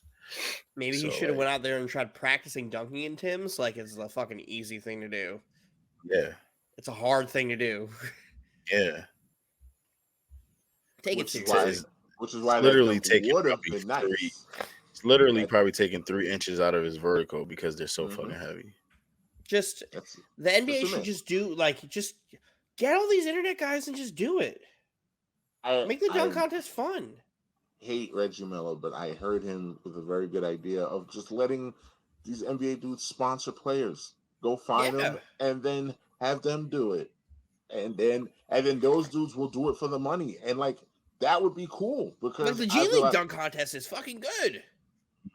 I'd be like, oh, this is the dude that LeBron picked. Oh, I gotta see if this dude can dunk. Oh, this And the you'll get dude the stars to be there. This is the dude that Ja picked. Oh shit, I gotta see. Like that's easy. That and you can have them wear that NBA player's jersey, even though grown man probably ain't gonna wear another grown man's jersey. But still, it's this. You Give could him No, an you give All-Star them week. custom. Yeah, Give you him give an them a All-Star custom week All-Star Weekend because jersey, yeah, you could or do you that. give each player a custom jersey. And if that player has a sneaker deal, it'll be that company who does it. Exactly, because that's the company that will find these dudes. Mm-hmm. But I think that's a great idea because the NBA stars are not. They clearly Ja already said he's never doing dunk contests, which sucks. But like they're not doing it. Zion, the Pelicans aren't going to let Zion anywhere near this dunk contest. He can barely stay on the floor as it is. You think they're going to let him just go The jump worst around? thing, like I hate this hate that LeBron gets for completely dismissing the dunk contest, but like this is what happens when your player, the your best best player in the face of your league is like, listen, I'd rather if I get hurt playing the dunk contest, this be a real problem. Like I got a season to play. I mean, I understand where the hate is coming from. If I'm gonna give some bail to the people that are a part of that fan base. I mean, LeBron, he was the next star that they could have gotten to do the dunk contest after like your Vince Carter era. You get what I'm saying? Mm-hmm. And then the fact that he decided not to do it and then promised to do it and then not to do and it. then do it. Yeah. Yeah, so like that's kind of what was the beginning of the end of star players not doing the dunk contest. It was like, oh, if Bron doesn't have to do it, then I don't have to do it, type of thing. Mm-hmm. You know what I'm saying? And we'll never get the stars to do it anymore. And I mean, and I never was a fan of Bron getting into it either, besides the star factor, yeah, because Bron, when he had his All-American McDonald's dunk contest, his dunks were very basic. It's just he that would he do the could same jump 4 high. dunks. Bron dunks are not very creative. He's just a uber freak. So when he does things, it would just be Dominique it looks Wilkins crazy. Yeah, doing it just 5 different tomahawks. it looks crazy That's when why Bron I does it because he's a agree. freak. But like, That's he why I would not agree win a with dunk contest. that's why I agree with Ja saying, Yeah. listen, I won't do it because I'm just an end game dunker. And I agree that he just can jump really high, and if there's a person that's going to contest it, it looks really good because going against a center and he's at the height that he is and being thin, it looks very good. But as far as like creativity and stuff like that, and going out there and doing something, I just don't see it. The adrenaline and the momentum of getting a steal and being on a fast break and everything like that, that changes the dynamic of what you may want to do. So we saw it with Richard Jefferson. Richard Jefferson did the dunk contest and he was terrible. And he's a great end game dunker. He's just a super athlete. He just had a high ass vert. Look at Mike's bias showing again. Are we going to sit here and actually not say Richard Jefferson wasn't a great athlete? Like, he had a fucking 40-something inch vertical. What are we doing here? Look, now watch me say, did I say that? No, but you're giving these fucking looks. Stand on what your face is. Stand on it. What's the point of the face? Richard Jefferson stinks. Oh, yeah, exactly. He's got a ring. Richard Jefferson stinks. He's got a ring, Mike. Okay. What do you mean Richard Jefferson stinks? Richard Jefferson, he had years where he was averaging like 26 a game. Now, Mike. Skin boil right now, Mike. I can make your skin boil. How many players and he contributed it big time to that ring? How many of your favorite players don't contributed big time? I wouldn't say all of that. No, he was a big contributor on that. Yeah. He was a role player. Role players are important. He's a big contributor to that success of that team. Without him getting those stops and being the minutes that he played in that NBA Finals, in that Game 7, and in that NBA Finals in general, he was a huge contributor to that. And it was the same when they played their Christmas Day game. He was a contributor to them winning that game. Was able to, and let's not act like Richard Jefferson also didn't contribute in his finals appearances before that. Yeah, in New Jersey. Like, what are we doing here, Mike? This guy averaged in 24, 22, 26 a game. Like, well, he's not a fucking bum. Healthy Richard Jefferson, greatest small forward ever. We didn't That's say not that. We're saying that at all. See that? See, that is terrible, Mike. No. You're being irresponsible right now. No. That is crazy. This guy at one point was the leading leading scorer of Nets franchise history. We are not going to qualify this as if 45 minutes ago Dylan didn't say Tracy McGrady was better than Michael Jordan. We're not doing it. We're not doing it. I said that. I don't care what you say. I didn't agree with him. I said that though. I didn't say Richard Jefferson. Make me look like I'm the crazy one here. No, Mike, you hate Richard Jefferson. He's not a bum. He's not a bum. He doesn't have to be a bum to stink. He doesn't stink either. Stinks. Don't like him. Yeah, there it is. Don't like him. Richard Jefferson is arguably good at every job he's had. He's a good analyst. He's a good basketball player. He's good at everything he does. Go that far, but why wouldn't you? Just because you don't like him. Your personal bias gets in the way of somebody who's actually good at their jobs. Define good. What are we in relation to what? Semantics. Being bad. Semantics. Here we go. In relations to being bad, he's wildly entertaining in everything that he does. I don't find him entertaining. No, because you don't like that he said when the Knicks offered me a contract, I knew it was time for me to retire. You still hold that against him. Look, he wrote his That is something that he is not as funny as you think he is. I think he's entertaining. I enjoy him. He's a really good he's also commentator. Very funny on Instagram and Twitter and TikTok. Yeah, and TikTok. He's unfortunately, I wouldn't know. I don't have a TikTok, but it bleeds into Instagram, and that's how I know. Richard Jefferson's entertaining as hell. He's a good color commentator for actual games. He's good on NBA Today with Malika Andrews and he's Perk. Fine on NBA Today. He's good. That's where he he's should good. Stay. You need to stop. And he's factual. Teasing and bullying Perk. That's where he should stay. That's which is hilarious. Which is hilarious. And he's factual. The fact that when he had to debunk Gilbert Arenas about who was this guy, I'm the star point guard of being drafted. Mm-hmm. That was hilarious.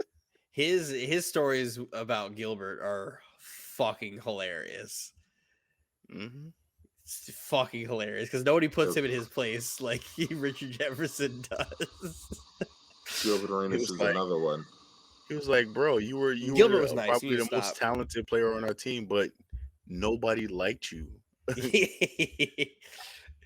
He had Chuck Taylor's on, and he was doing the pre-draft like running, and he stopped 30 seconds into. He's like, "Nah, I don't want to scuff up my Chucks." I'm done. Got off. Gilbert is filthy, Mike. If Gilbert was filthy. Nah, he's not gonna defend Gilbert Arenas. He doesn't like Gilbert. I know he doesn't like Gilbert, but Gilbert was fucking filthy. Mike has I'm very surprised about. I mean, I get it with Richard Jefferson because of his comments about the Knicks. Minus the comments about the Knicks, I don't think Mike has the same vitriol for Richard Jefferson like he has for the other players that he doesn't like. But there, like I've said on plenty other pods, there's a trend on the type of players that Mike does not like.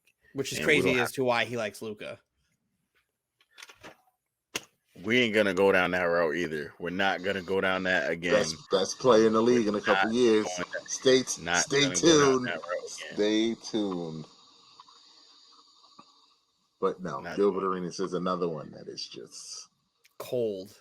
Wildly Hibachi. Overrated. But why is he wildly overrated? Because people act like he's the greatest scorer they've ever seen. No, but he was filthy. The gunner. Wow. And oddly enough, another one that never won anything, but gets treated like he won stuff. No, Gilbert doesn't get treated like he won stuff. Gilbert was filthy, but the problem is Gilbert kept running into LeBron. And then they had to break up that team. Mike. Because that Wizards team was fucking good. Mike, do you think Melo was a gunner? Yes. But you like Melo. I do like Melo. But I don't think Melo played like they did. He's a gunner, but there are different levels to it. Those were you think gunners. Melo was a selfish gunner? No, I don't think so. Because I've seen Melo pass the ball when he had teammates that could play. You've never seen Gilbert do that? Nope. You're crazy. You're telling me Gilbert Arenas wouldn't let Caron Butler fucking cook? You're fucking crazy. You're being like. So you're telling me ignorance is bliss. You're telling me Gilbert Arenas deferred to Caron Butler. That's what you're telling me. That's what you're telling me. Just go look at the numbers. That's not. Gilbert Arenas deferred to Caron Butler. That's what you're telling me. Who did Melo defer to? I'll answer your question, James. You're telling me Gilbert Arenas deferred to Caron Butler. So I'll answer that question with a question. And then we'll go back. We'll circle back around. Let's go on a walk. I will answer your question, James. All right. Did Gilbert Arenas take every shot?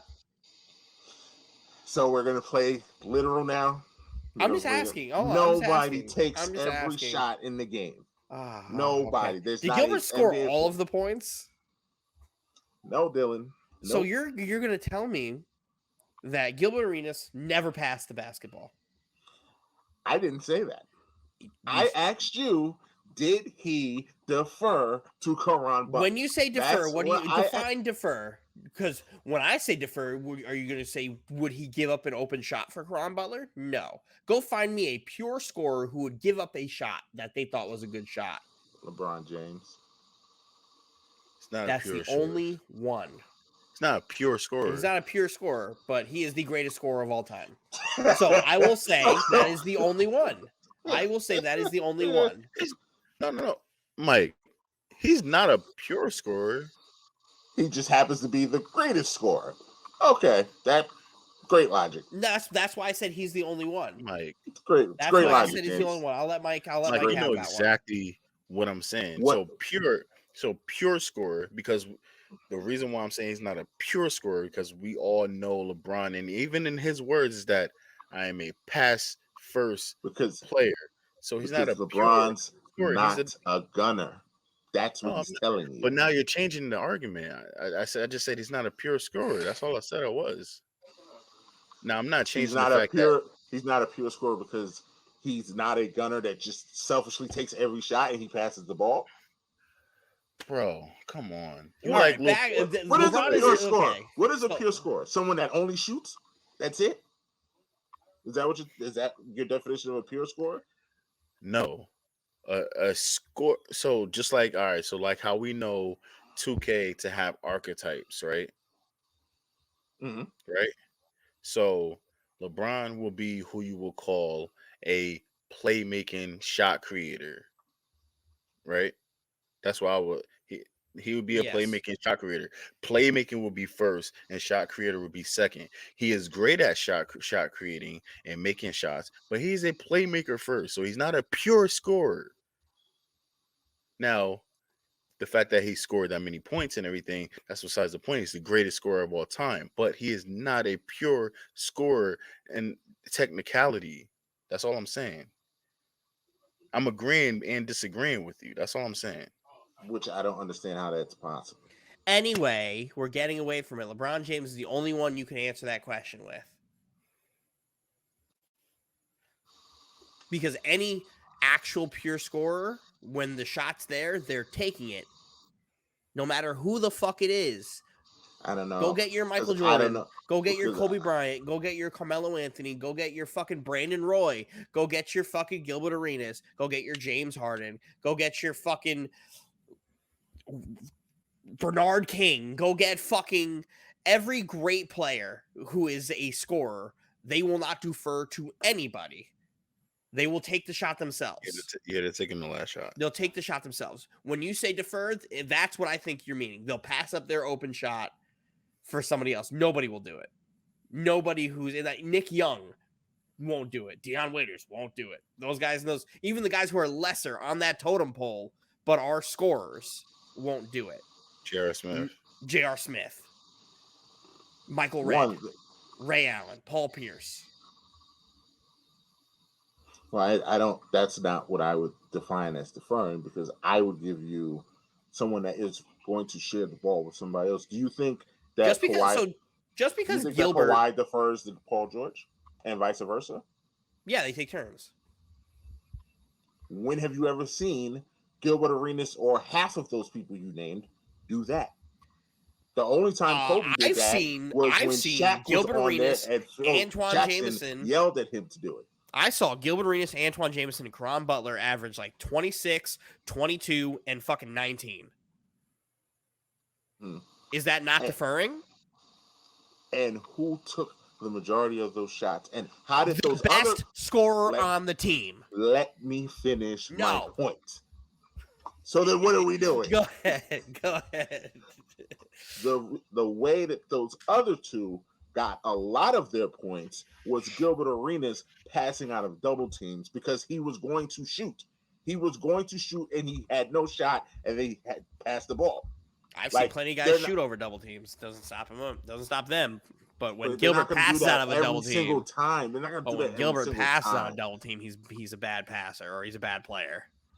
Is that what we're doing? So Gilbert Arenas is Gilbert Arenas a playmaker? Then that's what you're telling me. He's a playmaker. No, he's a shot creator. 3-level shot creator. But he gets shots for other guys, right? He's Julius Randle. Is that better? He is better than Julius Randle. You're going to say Gilbert Arenas is not better than Julius Randle? He is. That's not what I'm arguing. You're using Julius Randle to move the goalposts over what I just said. No, it was just a sidebar. Does Gilbert Arenas not getting them points?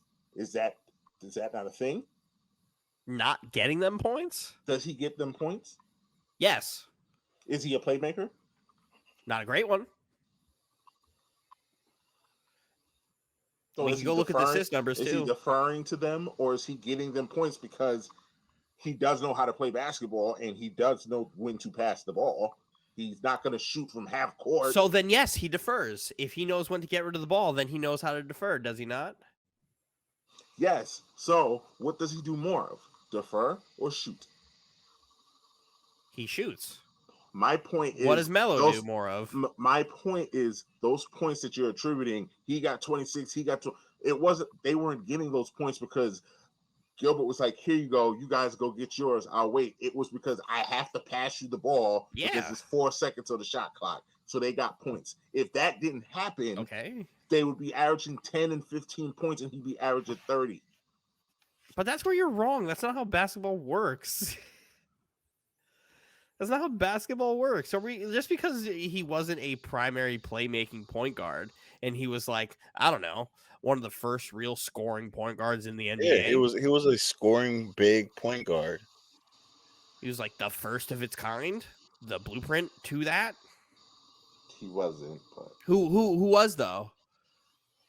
Baron Davis. Oh, Baron Davis, the guy who was drafted a year or two before him, and didn't he was how tall? And Gilbert Arenas literally was taken in the second round because he's a fucking idiot, and then was so good he got out of his contract, and the Warriors couldn't afford to fucking pay him. So this Penny Hardaway doesn't exist? Penny Hardaway was not a primary scorer. Penny Hardaway was a facilitator. Penny Hardaway was Magic Johnson. What are we doing? Your answers to that Gilbert Arenas would be your I'll give you your Baron Davis, and then you have your Stephon Marbury's. And neither one of them had the skill that fucking Gilbert had. Nope. Gilbert was the first fucking NBA player to realize, oh, you have a higher percentage shot shooting a fucking 3 feet behind the line than you do at the 3-point line where they're defending you. The shots that, I don't know, Steph Curry and Damian Lillard are just doing like normal, he started that. That was him. Making those game-winning shots and leaving his jersey on the middle of the fucking court. Hibachi.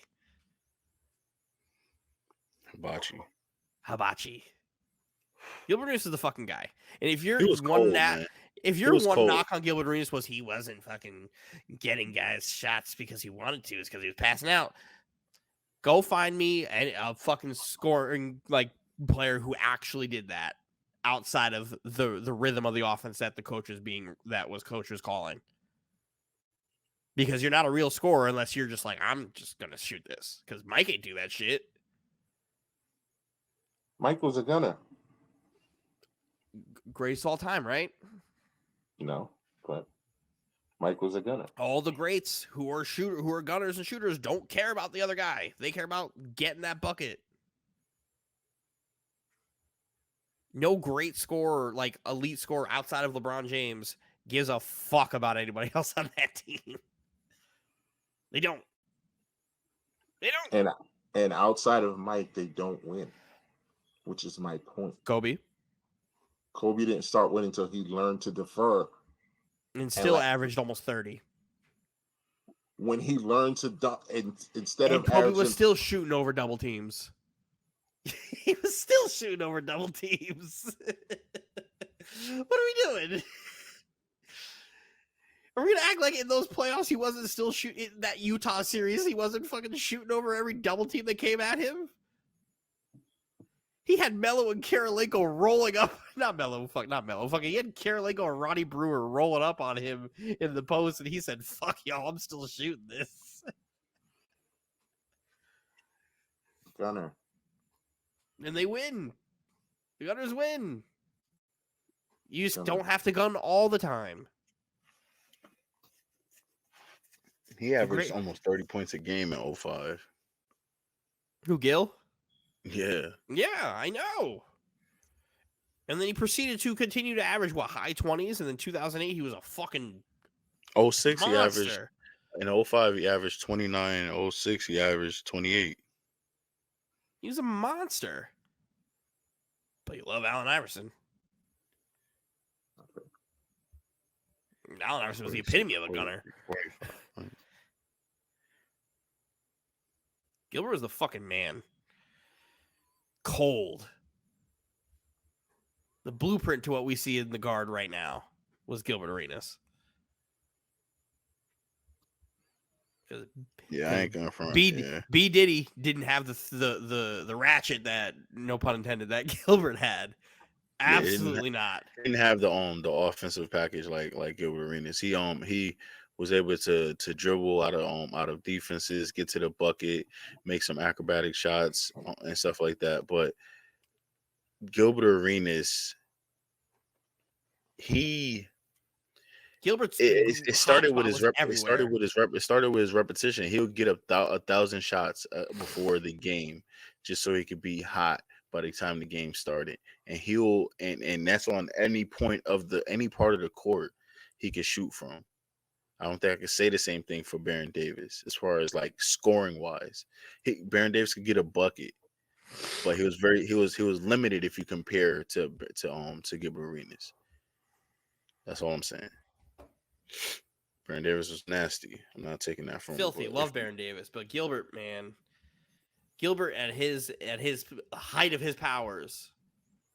Was what? Nobody was guarding him. I watched him give Kobe fucking what? 40, 50?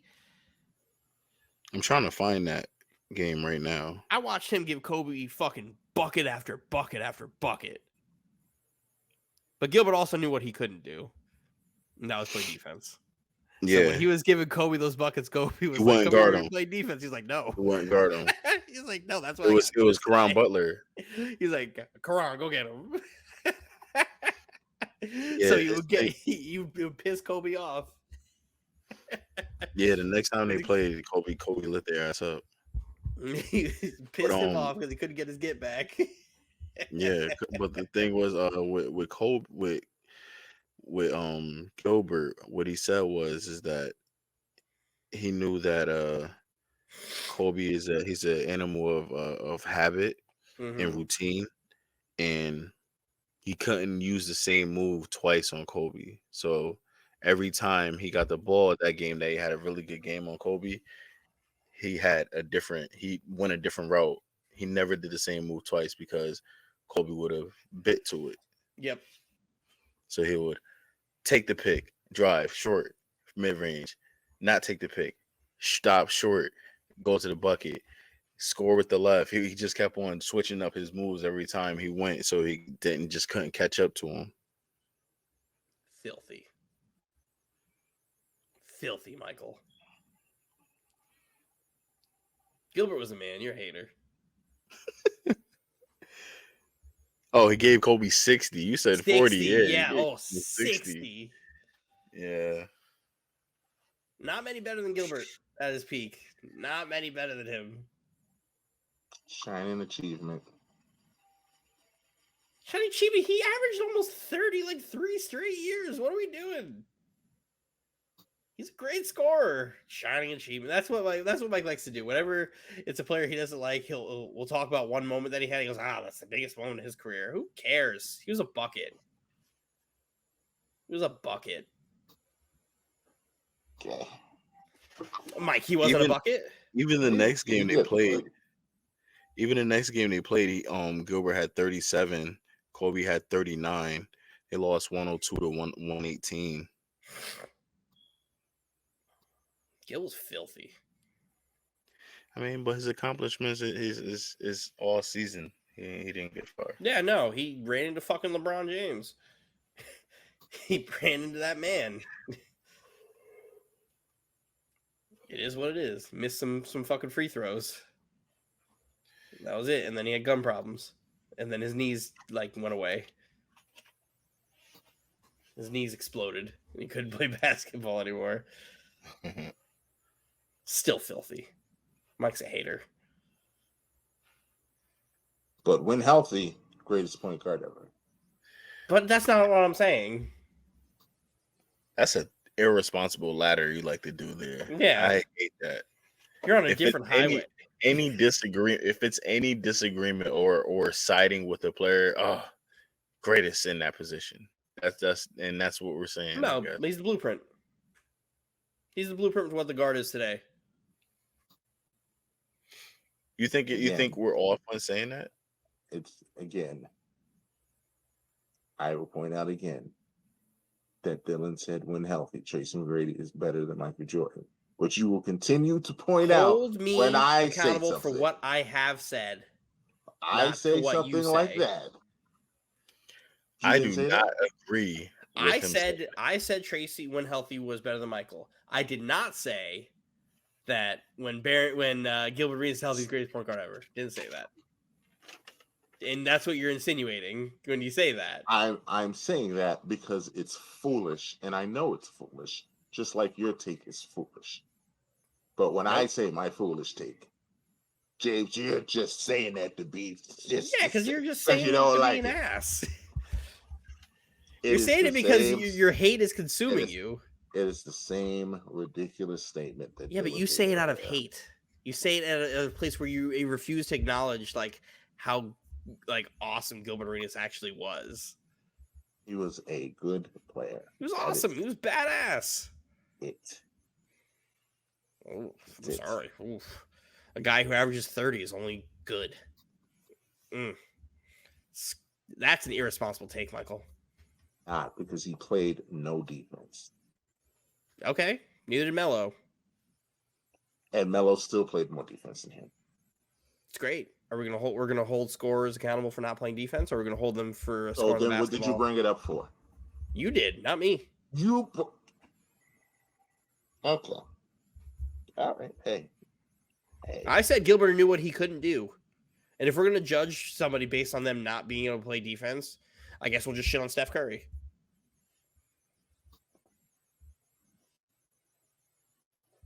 Crickets. He's gotten better. Still not good. Still not good. That's why I didn't say anything, James, because he was going to say that. Still not good. What's the point of saying it? What's the point? Is he a good defender? He's not the greatest of defenders. Is he a good defender? Is he a good defender? Is he Marcus Smart? No. No, I'm not asking him to be. I'm asking if he's a good defender. He might actually be a good defender now. Pretty decent. I don't know. Would you say he's an above average defender? Or would you say he's an average defender? He's a good defender. Would you say he's an average defender? He's a average. Good is better than average. I'm just asking because I'm trying to find the Mendoza line. I'm trying to find the median here. He's a good defender. He's a good defender. Okay. He's a good defender. He's gotten better at defending. He's gotten better, yes. I was going to give a point, though. He's gotten better at defending once he's gotten his conditioning up, when he got heavier and more stronger, because he can be there and he can hold his players. He doesn't have to necessarily rely on actually trying to stay in front of his players anymore. So he's gotten smarter, so he's gotten better. So that's what it was. But when he had to rely on trying to stay in front of players, he wasn't the best at that.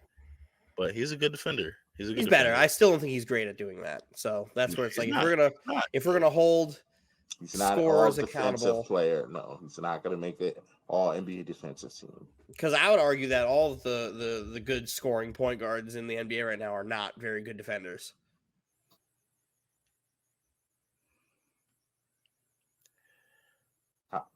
Halliburton,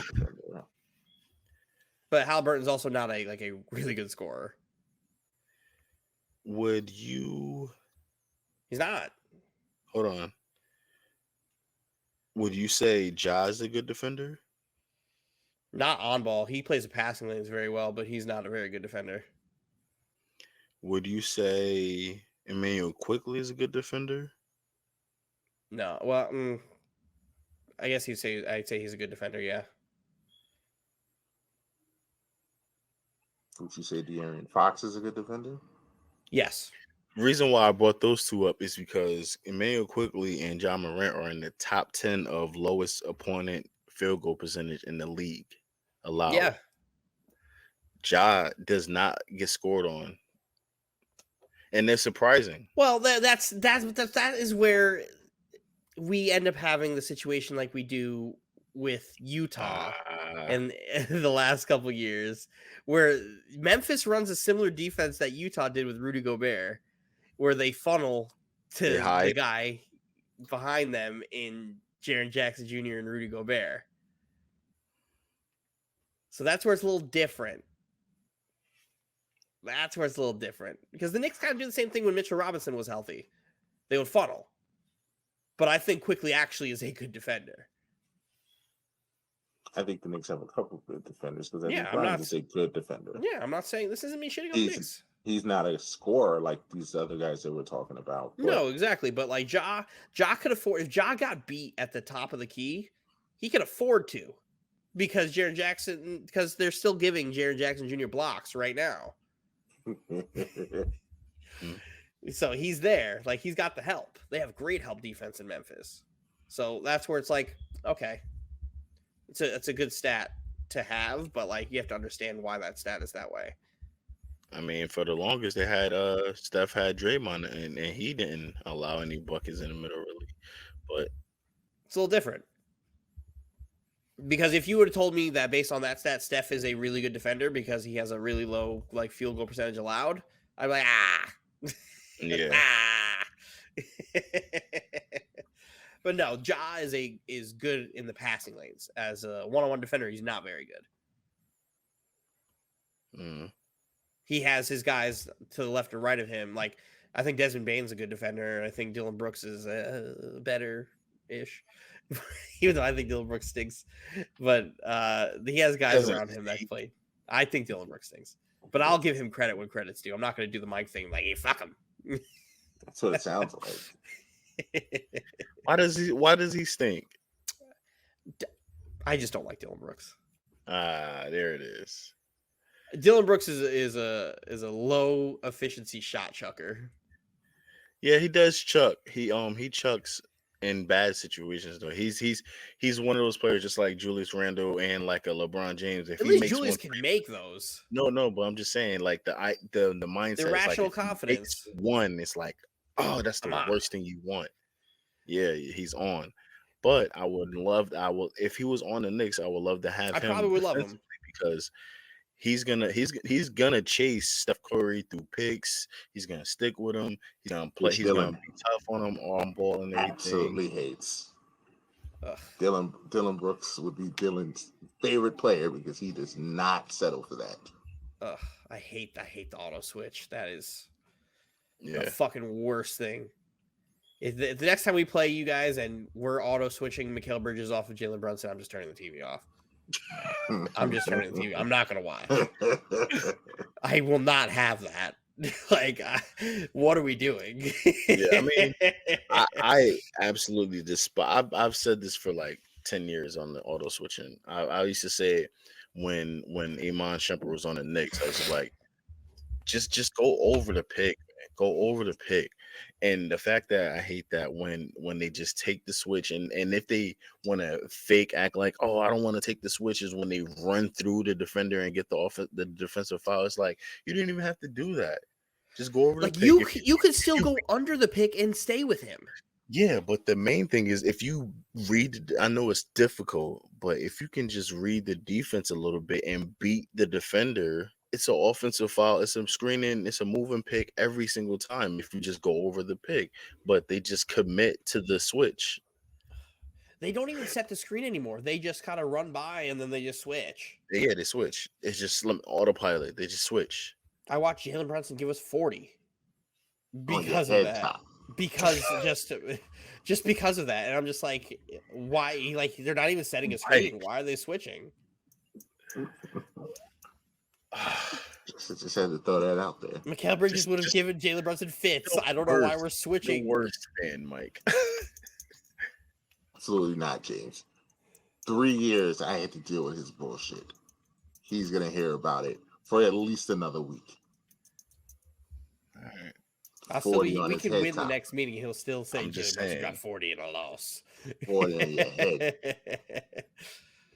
I'm just saying, I think we need a few more wins to get rid of that humble badge, that humble pie. Because if we lose the next game, he could easily just be like, "What happened to that 40 in your head top, Mike?" And then you're back Michael. 10-1. See? 10-1 in the 3 years. That's all he's waiting for. That's all he's waiting for. I can do it right now. But you made that bed to be laid in, though. That's what I'll be saying. He would have used that either way. I wouldn't have. Like, I would do that thing because we root for opposing teams. So I would do it. If you guys were like Raptors fans. Do you guys realize that he calls Michael and Anthony's names the most? And I'm a huge Knick fan too. They don't say James. Doesn't even talk to James. I don't talk to James because James don't talk out the side of his mouth the way y'all do. Y'all be disrespecting me. We watching the game. I'm like, let's go Knicks. And here go Mike. Yeah, take that, Dylan. And I'm like, Mike, shut the fuck up, please. Anthony, shut up, please. Then we lose. And then he's like, what was that, Anthony and Mike? And I'm like, well, it's Anthony because Anthony talks during the games. Yeah. Anthony, bad luck. Mike does not talk during the games. What day is this next Nets game? It's like the first or second game for the Knicks after the break. We need to figure out what day this is. It might be next Thursday. Why can't this be a Saturday game? And I can just be like, hey, come over, we'll have drinks, we'll watch the game. Yeah, I'm pissed that I'm gonna be there this weekend and there's no NBA going on. There's absolutely no NBA. There's absolutely nothing going on, James. None. Nothing going on. dog shit. That I said we're gonna be playing dominoes because there's nothing going on. I don't even think there's a UFC fight because John Jones fights next week. Next week. Oh my god. Oh, Dylan, are you as nervous? I don't know what's gonna happen. I'm not nervous. I like that post you sent earlier today, Dylan. And I March completely 1st. agree. Shut up, all these fucking losers talk about how John Jones is a cheater. Oh, Like, you mean that's it? Oh, you mean he's been vilified because the rules changed and all of a sudden he's not a cheater because he's completely within the legal rules of USADA because USADA realized that it was fucking stupid to hold somebody accountable for what was described as a pinch of salt in an Olympic-sized swimming pool. yeah. Losers. Which is all true. He's still a cokehead, though. Absolutely. He is. That's fine. I never That's call. completely okay. I don't call him a cheater. I call him a cokehead. Roz. Yeah.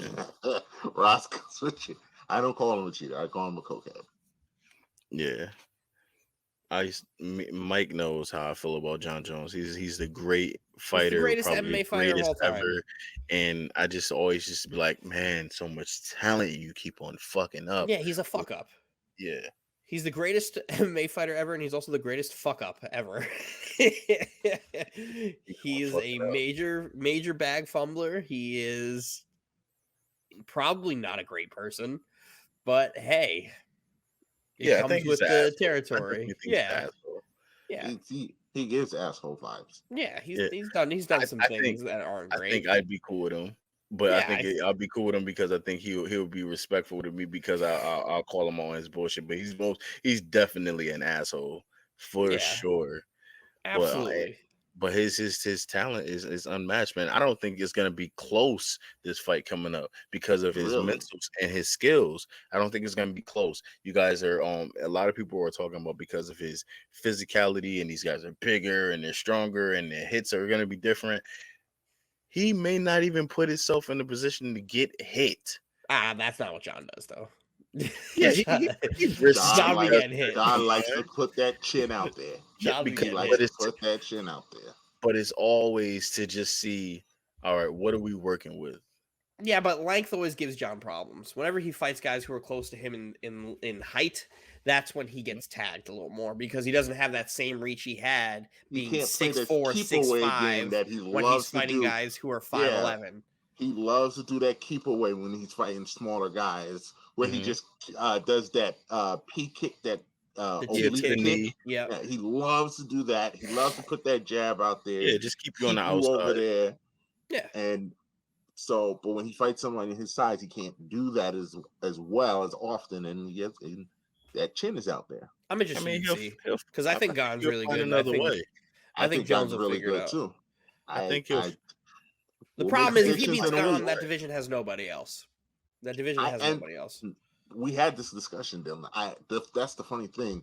I still don't know. I don't think so because I don't know if he could beat Blades. I'm telling you, I don't know if he can beat Blades. I think that is stylistically a horrible matchup for him. I'm telling you, I don't like that. You're right. I agree. I think it's stylistically a terrible matchup for Blades.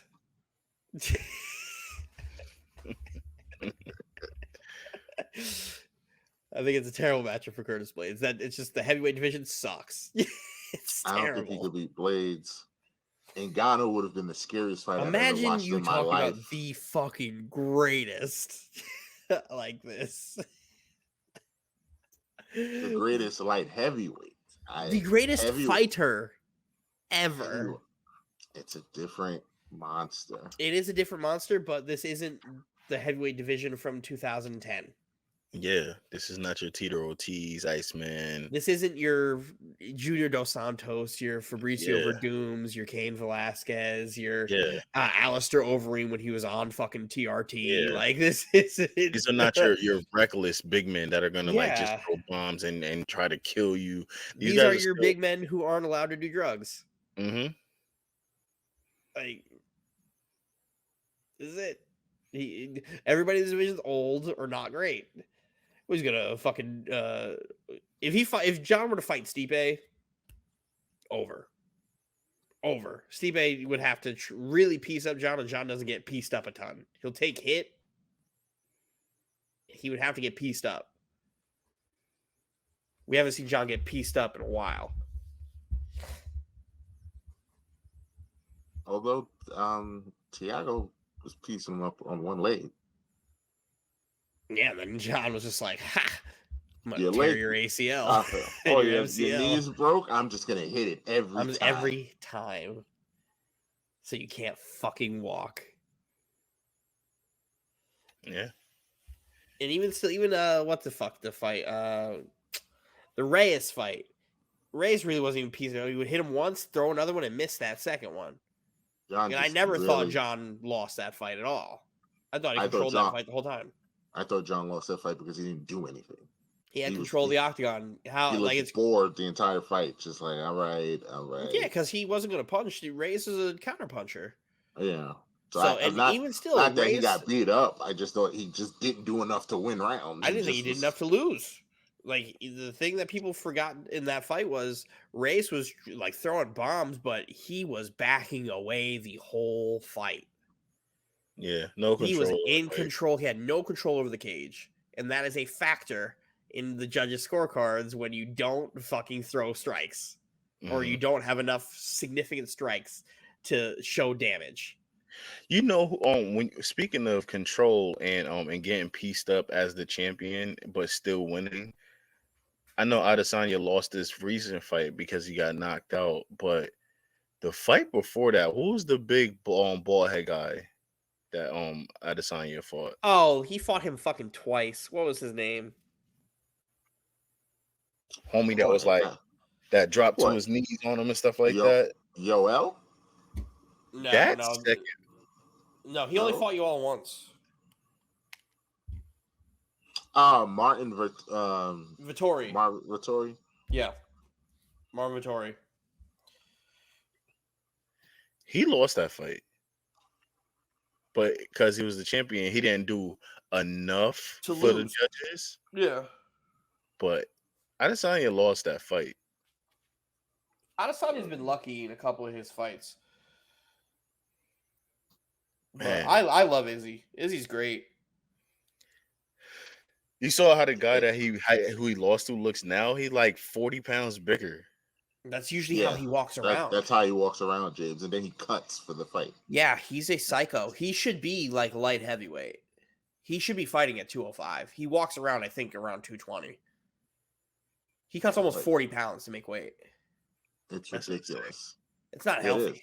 It's not healthy. The fact that he does it while staying hydrated is what's crazy. I was supposed to say he should be drained. He's not going to be fighting at middleweight too much longer, though. He'll probably do this next fight. If he wins, I think win or lose, he moves up. That's too much. As you get older, it becomes too much.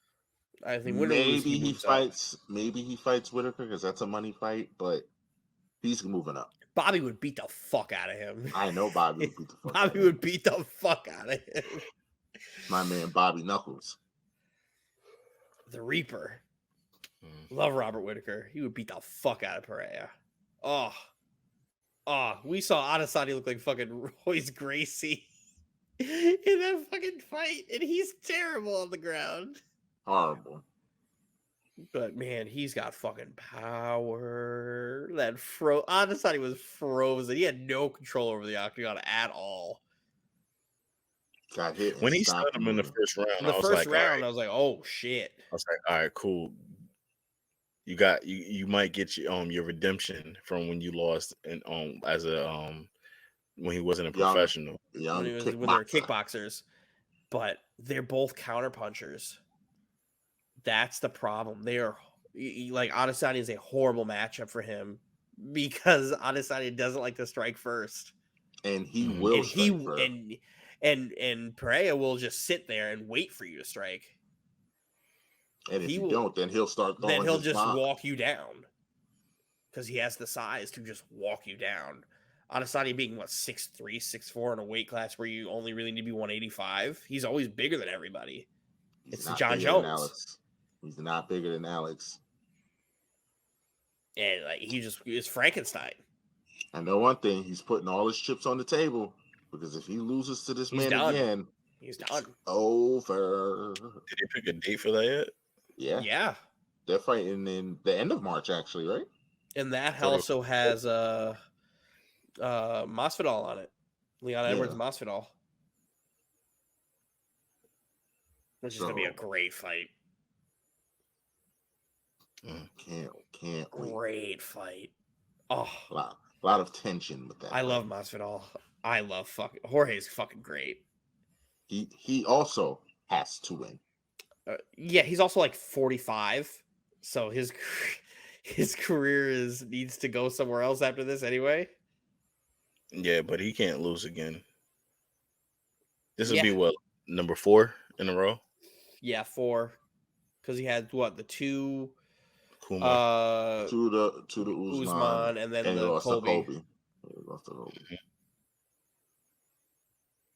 That I fucking hate Colby, but Colby's good, man. I fucking hate Colby, but Colby's fucking good. Colby too. I would love to see Colby Usman again. Yeah, I would love to see it. Yeah, I don't. You lost. Deal with it. Take your L. Go sit down. Colby put on a fight the last time. Yeah, it was a good one. Got put down. This is gonna be one of those things where Mike also hates this guy, won't acknowledge anything good that he does. I hate Colby Covington too, but like it's apparent. It's always apparent. He can go fight. He can go fight anybody else. He can go fight somebody else. I mean, look, Usman lost, so I mean, I would love to see him fight Edwards. I think he would give Edwards a fucking problem. I don't like that fight for Edwards, but I really don't think there's like anybody in that division outside of Usman that Covington like can't beat. Yeah, Covington has skills. Covington's a bad motherfucker. He's just a dickhead. Yeah, wild not a dickhead. fan of the person. Wild dickhead. Oh, we love it. It's entertaining. That's how his job got saved. All right, let's do some house cleaning. Trae Young got his second coach fired in 2 years. Remember when Darren Williams was the coach killer?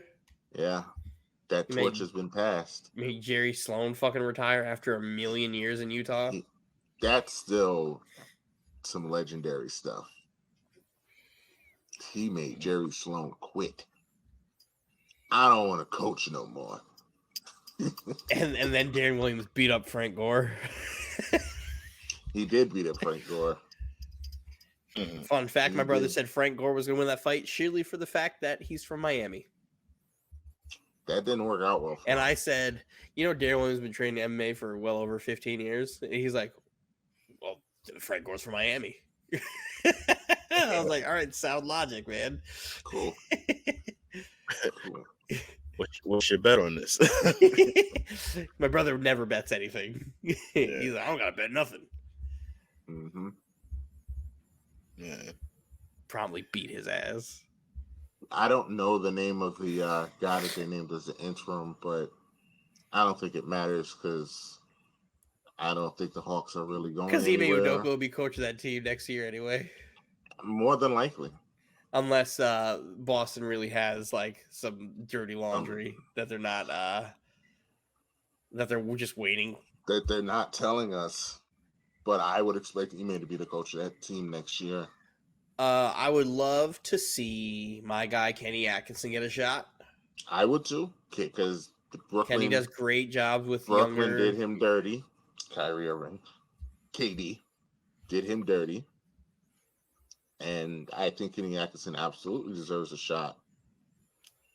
Kenny was going to get fired anyway in Brooklyn. Kenny didn't coach defense.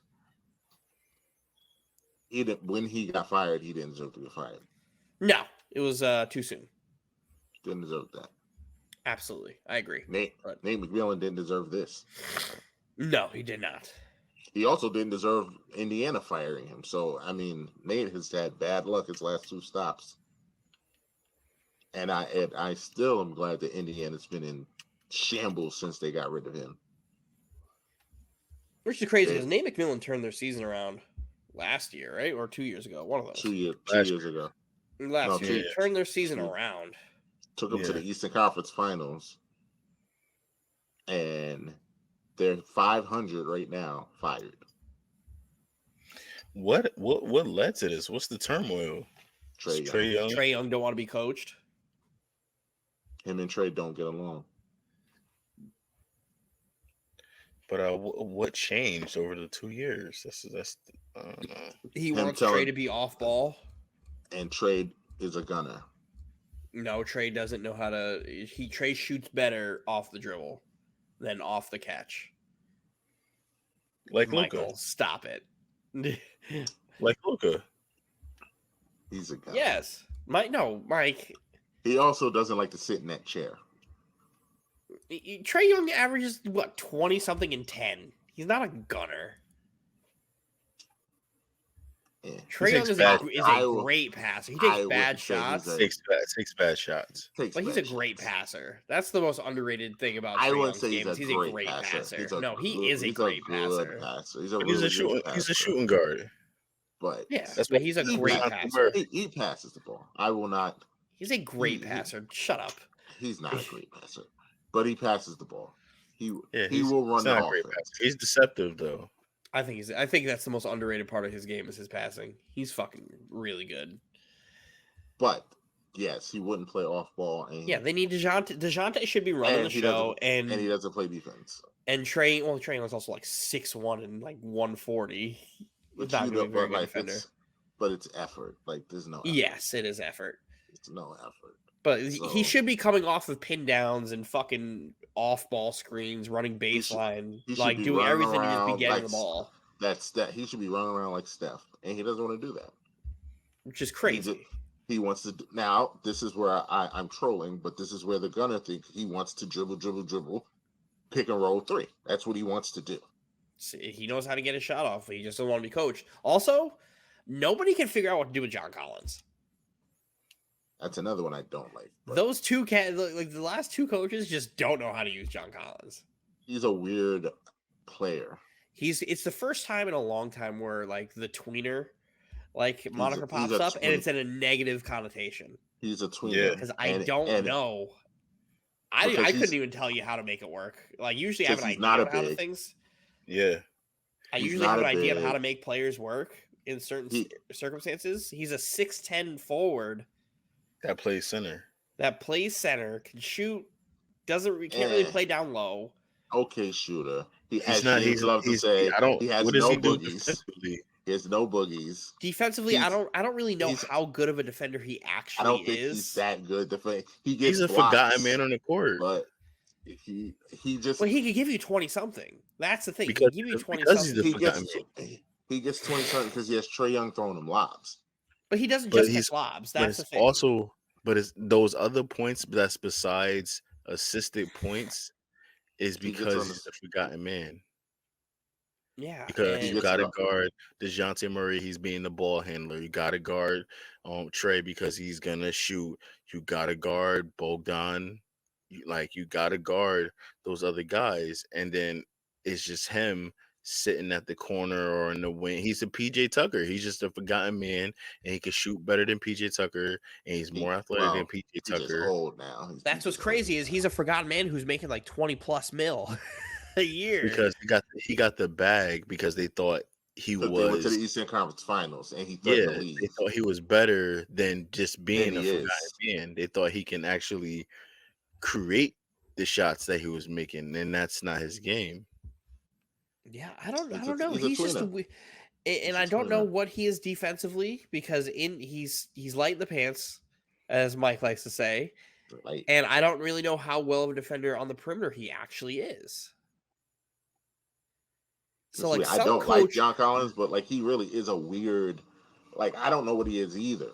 There's some coach out there who's chomping at the bit for a guy like him that will figure him out. Yeah. That will figure him out, and I don't know really who that is. It's gonna be Carlisle, Indiana. Once they unload Miles Turner, it's gonna be Carlisle because because they're looking to do the same thing as the other teams where they're looking to raptor it out with all these like tweener players that are like 6'10" and stuff like that, with them having what's their guy's name? They got Ivy. No, Ivy is on the Pistons. On the Pistons. They got a couple. Halliburton, they got the Dominican kid, they got Stewart. No, yeah, there is a Stewart on their team. They have a few guys. They run a lineup where it's like got two Halliburton's like your shortest guy on the court, and he's like 6'6". Mm-hmm. And they can run a 6'10" plus lineup. Because once they offload Miles Turner, who's unhappy there, I think that it will be him. But they just signed him to an extension. I would say, is he unhappy because he just signed an extension? So why not? Because you had your opportunity to leave and get your money regardless. To go where? There's teams that want Miles Turner. There's teams that want Miles Turner. There's teams, James, that want that man. That's why I was stunned that he signed it mid-season. Like, what is happening? Like Freddie decided to say no. Fuck your fucking your extension. Let me go be a free agent. And he's gonna get it back this summer. And he'll get paid. There's gonna be a team that wants Miles Turner. Do you think any team would have gave him more than his extension? No, I think he would have gotten exactly what his extension is. You think so? Yeah, absolutely. Mm-hmm. Because the main teams that were after him were like the Lakers, and they weren't going to pay that.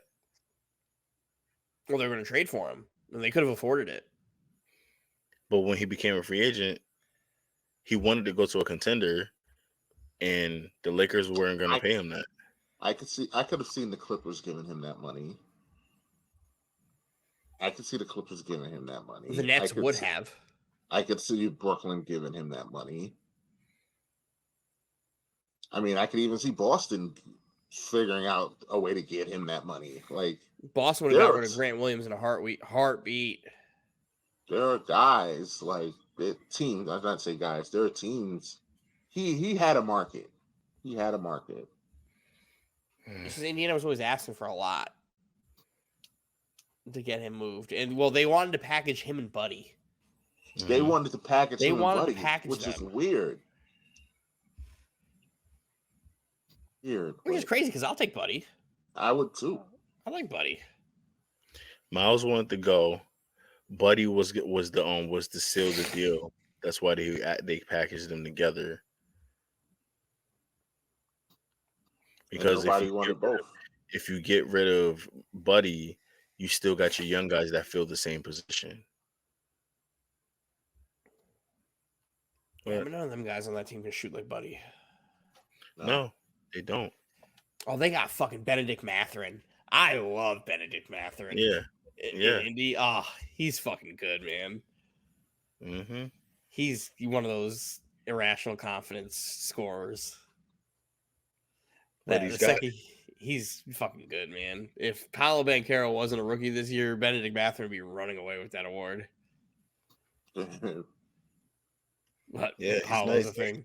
And he don't give a fuck about who you are. He don't care. He said, he thought he was better than LeBron James the day of the draft. And he was like, why? I don't think he can guard me. I have to see it. We'll see it when I play. Yeah, they got Andrew Nembhard. What's that Dominican kid's name? I keep forgetting his fucking name. Chris Duarte? Yep. Mm-hmm. I like him too. All of three Dominicans in basketball.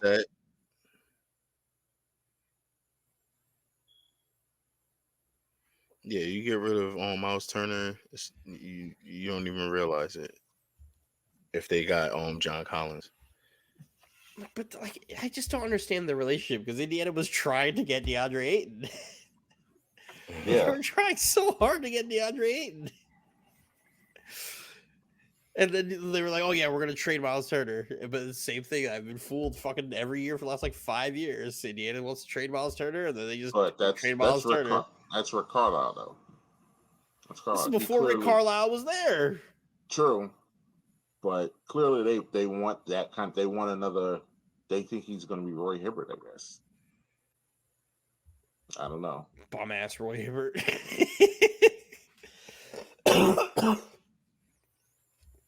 But they don't let him. They don't let him do anything on offense. That's the thing. He's mad about his offensive role.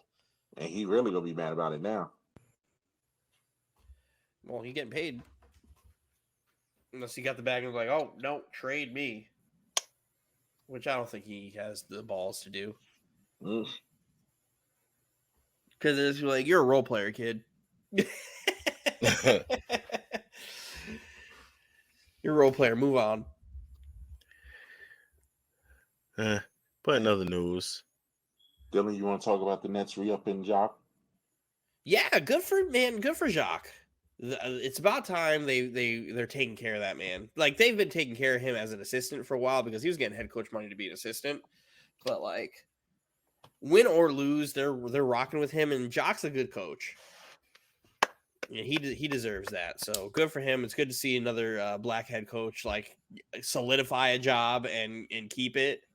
Like, it's a wonderful thing. I think it's going to do nothing but good things for the young players, whether you're Tyler Johnson or your Cam Johnson's re-sign or figuring out what to do with Ben. I think whether Ben's here or not, I think he's going to benefit from having Jacques as his coach. I don't think Ben will be on this roster next year, but whoever they bring on in free agency and trades, because they will have the cap space to do something, I think they're going to enjoy Jacques and how he coaches, because I really like Jacques Vaughn. Not even from just like what I've been hearing this year, the things he does. Like, I just come in, I coach, I'm available. I'm here every day, just like I expect all of you guys to be. And that's just like the perfect representation of just like, okay, I come to work, I do my job, and I go home. I come to work, I do my job, I come home. We'll have a good time if it's a good time. It'll be bad if it's bad. But like, I'm here, I'll give you everything that I have, and I expect the same thing. Yeah. And that's like good for Jacques. Lock that job in, because Marks has been very adamant about keeping Jacques on the staff, even when Jacques could have been a head coach elsewhere. Very adamant about keeping him around. Shout out to Jacques, man. Good job. Yeah, found his forever home like a cat in a kettle. Just like, all right, we found his forever home. Even though I know in like 4 years he probably won't be here, but I'm a big fan of Jacques. He won't. Take care of your people while you got them. Mm-hmm. And that's a good sign of the organization. And it was really cool to listen to Rich Kleiman, KD's agent, because he was talking on Sirius XM, and he gave a lot of props to the Nets organization, like Josiah and Sean Marks, which is really good to hear, because all you hear about is them like fumbling the bag and fucking up. He was like, no, he took care of Kevin every which way when it came to getting Kevin out. What are we doing? They were very open. They were like, hey, instead of involving a million teams, you tell us what you want, and then we'll just figure it out from there, while still getting a pretty solid package. You're not going to clearly win a trade in which you trade Kevin Durant, but getting the draft picks and the young talent that you got. What? Yeah. What, Mike? Suns gave up 5 picks. 4. Monopoly money. Yeah. 4 draft picks. Mikal Bridges, who's under contract for the next like 3 years, and then Cam Johnson is a free agent, but I'm 100% sure he'll be back, because the Suns didn't want to commit to him for whatever reason, even though they wanted him to be their starting power forward over Jay Crowder. And this is why Jay Crowder did not want to play basketball with the Suns anymore, but yet they did not want to pay him. Yeah, it's very weird. It doesn't make any sense to me.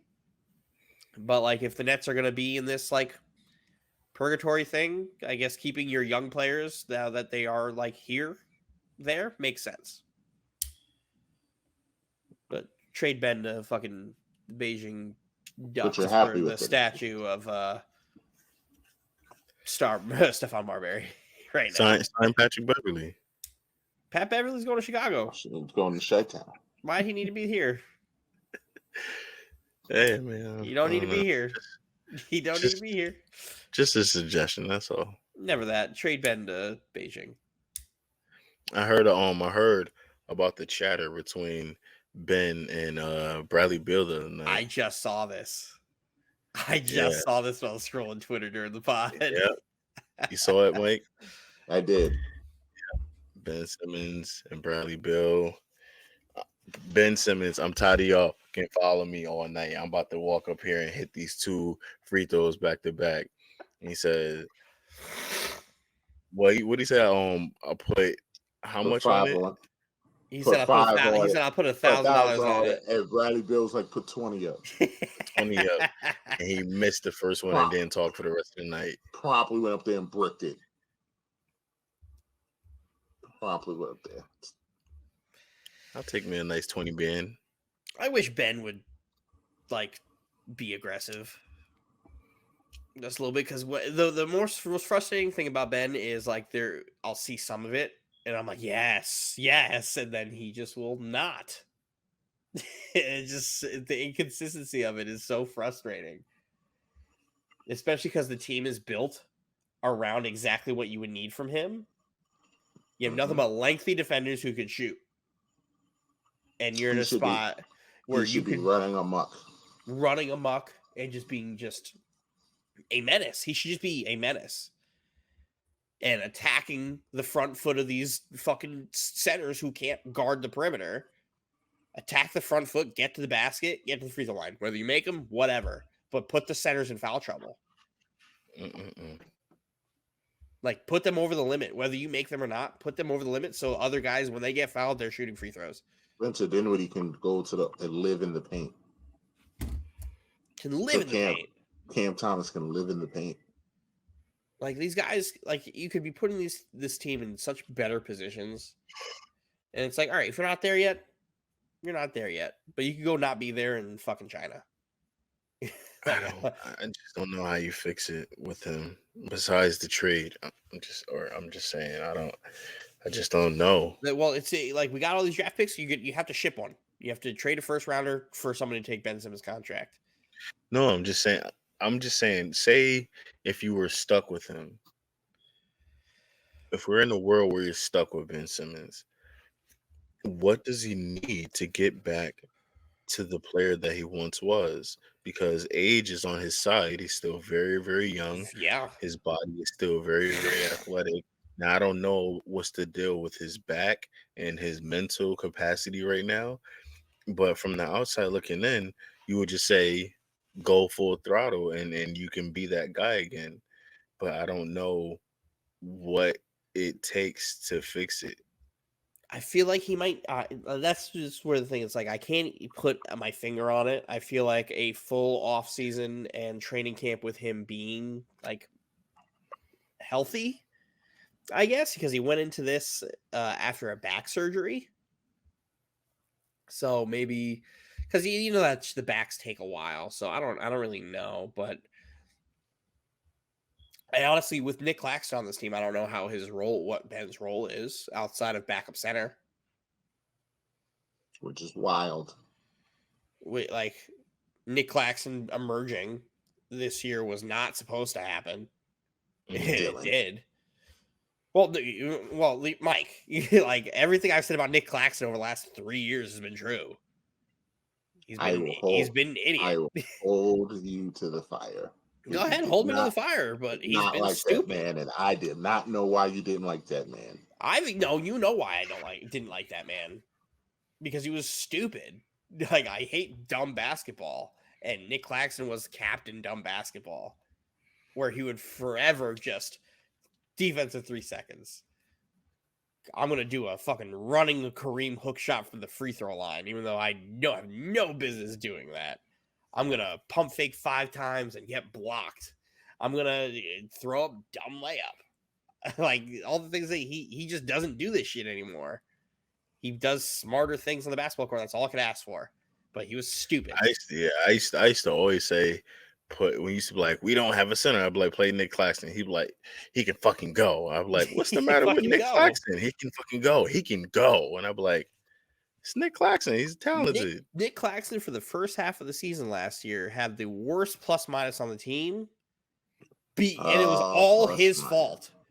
That's the problem. It was all his fault. team was in a slump when he got on the court, easily in the minus. No, he was the starter. And he would have 4 turnovers and be fucking 0 from 6 from the field because of dumb shit. And it would be a direct correlation to what he was doing. It was so frustrating. That's why he's like, he could go. And then for the first 2 seasons, he never played basketball games. He was always hurt. So in year 3, last year, he was either playing bad or hurt. And then something clicked around Christmas where he played bad less. Mm. And that's where he has that poster on LeBron James. But I'm glad he doesn't play bad basketball anymore. It's really fun to watch him not be stupid. It's sick.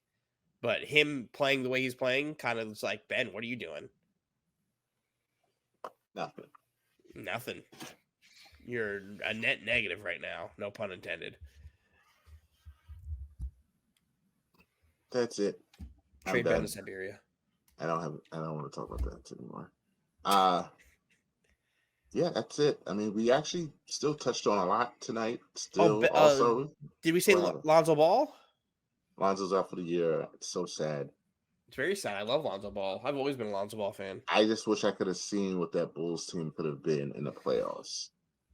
Because I was very high on them last year. As y'all remember, I was very high on that Bulls team. A lineup with Lonzo and Caruso and Levine and DeRozan and Vucevic is nightmare fuel for Boston. Nightmare fuel for Boston. It's not a team I would have liked to have faced. Especially because Lonzo's like a good 3-point shooter now. Mm-hmm. And a fantastic playmaker. Still one of my favorite players that's been drafted in the NBA in a long time. I love Lonzo Ball. I don't know what's going to be left. The scary thing to me about this with him is they don't know what's wrong. And that is the problem. They don't know how to fix it. Yeah, I honestly don't know what to say when a doctor's like, I don't know. Who do I go to? Who do you go to? My knee hurts, doc. I don't know why it hurts. Oh. Let's run every test imaginable. Let's see what's going on. Oh, we don't know. Ramp you up for 2 weeks, ramp you down for 6 weeks. Ramp you up for 2 weeks, ramp you down for 6 weeks. I don't know what's wrong. He can't run. Like, he really can't run. It's terrible. It sucks. I hope his career doesn't end because of this. He's starting to give Brandon Roy vibes. Ugh. That door has now been opened. He hasn't walked through it, but the door. Yeah, but didn't Brandon Roy have a bunch of microfracture surgeries, or didn't he have a microfracture surgery? He had diminishing need problem. Yeah, he had a microfracture, and back then when you had a microfracture, that was it. The kiss of death. Yeah, I mean it stopped Amari too. Amari got it a little bit later, so he was able to play a couple of years, but Amari was never the same. So I don't know where technology is with that surgery now, but because I can't remember the last time I heard somebody have that surgery, but I mean that surgery now is what the ruptured Achilles was back in the 80s and 90s, because if you got a ruptured Achilles back then, your career was over. It was over. It was over. So I hope technology has advanced, but I don't want that for Lonzo, because like Dylan, I like Lonzo a lot. So love Lonzo. Lonzo is what Ben Simmons was supposed to be. LeBron James is what Ben Simmons is supposed to be. Well, Ben Simmons should have taken the Lonzo route and changed everything about what he does. And was already a really good defender and really good playmaker, like Ben Simmons. But Lonzo was like, I'm going to change my jump shot because this shit's broken. And I can't get my shot off in the NBA doing that dumb shit I was doing. And now I get it off, and now I'm nasty. And now I shoot at a fucking high clip, and I'm one of the best spot-up shooters in fucking basketball. Mm-hmm. Ben needs to go hang out with LeVar. Yeah. Ben Ball. The fourth ball brother. Well, you got anything else, Dylan? Because I'm done. I'm out of time. I'm done. I'm done. It's been a great episode. Next week should be fun. We might have footage. James is very big on getting footage, so we'll see how that goes this weekend because he's supposed to be visiting the fellers. Yes. So, because you guys like to talk about these little get-togethers that happen that you guys have no proof of having. So we had so much fun. We got stories. Yeah, we had a lot of fun. I was there in my story. Your story would be wrong. You have no proof. I was there though. In my story, I was there. Chicken was good. Chicken was great. Chicken was great. So yeah. Hopefully, I don't know how many of us will be back next week. Hopefully the Roz counter is reset. We'll see. We'll see if it resets. If it doesn't, my name is gonna change back from foosball over to accountability. Accountability is the lesson 3.0. Anthony apparently works 24 hours a day, 7 days a week. So who knows when he'll be back on the pod. Remember when Anthony was yelling at me because he said I lived in the chat? I was like, no, I just know what goes on in the chat. And I'm thinking as we get closer to March and April when school ends, we will have the professor back. Hell yeah. Yes. Maybe. Given his crispy quality. Hey, I am trying to have something to say about that by the next week, man. James's season premiere is next week. Yes. James's season. We should have did football just because it's James's season finale. I'm looking at it right now and I'm just like, you are 90% ready. 90%. So Miles Bridges is saying he might be back in March. Yeah. That's a week or two. Oh, I think he got found innocent, right? Did he get found innocent? I think so, right? I don't know. Be honest with you. I think she pulled back her I think she retracted her accusations. Because I need to know whether I should be like, let's go at him. He paid her off, allegedly. Hold the phone on that, Dylan. Yeah, I know. I'm definitely holding the phone. Yeah, I would probably wait. I don't know if you want that bad juju. I think it'd be really cool if there was two guys with Bridges on the team. I don't know if you want that one though. Brooklyn Bridges. Yeah. Oh God. But I'll wait to confirm whether he's might want to burn that bridge. Shit list. Because if he's still on it, then I don't want him. Yeah, because I don't know if you guys at home know about his allegations, but if his allegations are bad. But if he is free of all allegations, hello, my name is Dylan. Hello. I'm a Nets fan. But if you're clear of your allegations, you can come. If you're not clear, you're a bad person. You could go away. Go away forever. For a long time. But again, if you're clear, you're good. If you're not, fuck off.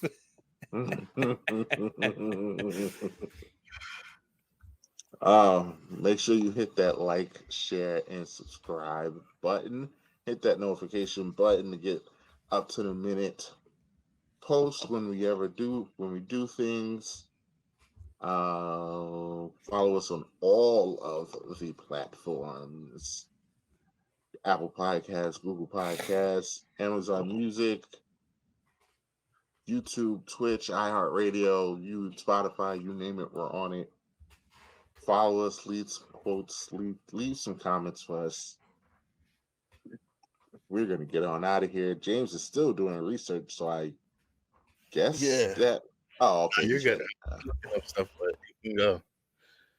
Well, I mean, there's only 3 of us, so that would make you first. All right.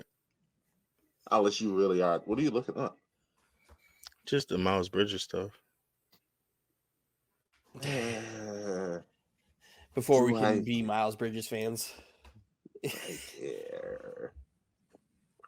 Well, you might. What if he signed with the Knicks? Then I would be in the same position as you. I need him to be cleared. I need a judge to say he's okay. Because, yeah. Don't know if I want that juju on my team. Yeah, it says he pled guilty, and now I'm good. He pled no contest. Pled no contest to one felony count of injuring a child's parent, agreeing to do so in exchange for 3 years probation and no jail time. So he did it, and he got the plea. I think I'm good.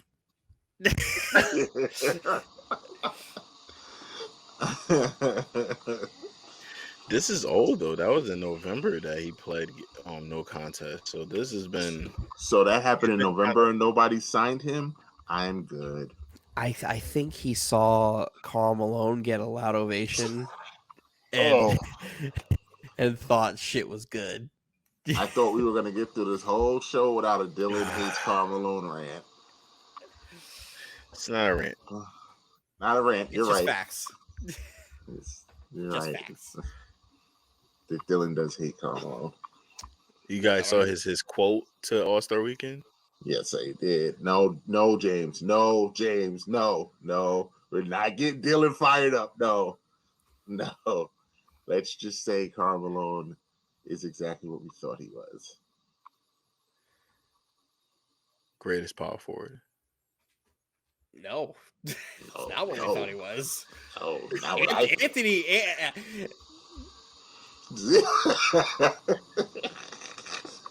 Let's get those goodbyes going. Let's get those goodbyes done, Mike. You can solo me. I got it. Dylan's turning red. Try not to. That's me starting fires all over again. I'm the girl from Bob's Burger sitting there in the fire like this. That's me right there. Yep. But yeah, follow me on the socials at Breezy5X on Twitter. Follow me at Breezy__BILLZ on Instagram. I have been a little more active on Twitter lately. Tweeted a couple of things. I liked a couple of things too. And I retweeted a couple of things. It's the most activity I've given in the past in years. Yeah, years. So you never know. I might revert back to 2011 Breezy where I was tweeting all the time. We were tweeting a lot back then. I can't run for public office. 12 years ago, Breezy was tweeting like I was blinking. Oh, Breezy.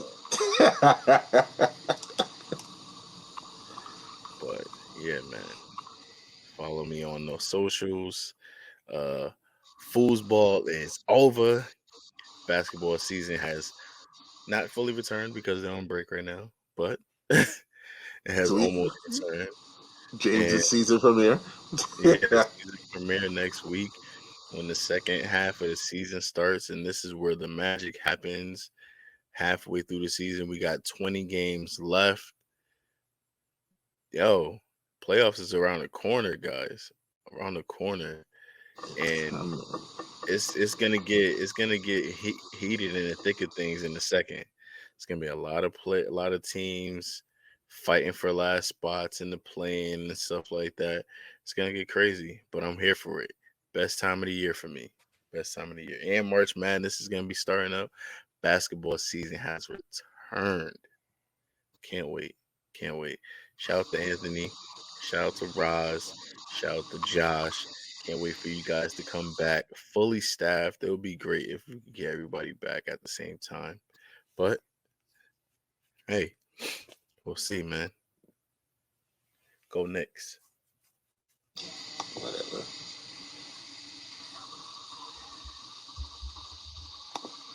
Are you crying? I'm not discussing any of that backlash. I don't care. That's my life. That's my personal life, and I'll deal with that like I've dealt with everything, so whatever. Karl Malone on the backlash he has received after impregnating a 13-year-old girl at the age of 20. My God. That man. Bad man. We don't acknowledge Karl Malone. Fuck Karl Malone. He was being paraded around Utah like a fucking, like the man of the year. Impregnated a 13-year-old girl. They were parading John Stockton. He just was his. Here's the thing. I'd rather parade John Stockton around for him just being a fucking idiot and just saying dumb shit because he actually hasn't raped. He's like, I'm not gonna say the R word, but he didn't impregnate a 13-year-old girl. Now, I think I would say that Kyrie and John Stockton are from the same world. They are. Yes. I'll parade Kyrie around because he didn't impregnate a 13-year-old girl. 12. Even worse. I will then say what I said in the group chat on Saturday. If I saw Karl Malone around, greatest power forward, he said, I'm picking up my daughter and I'm going the opposite way.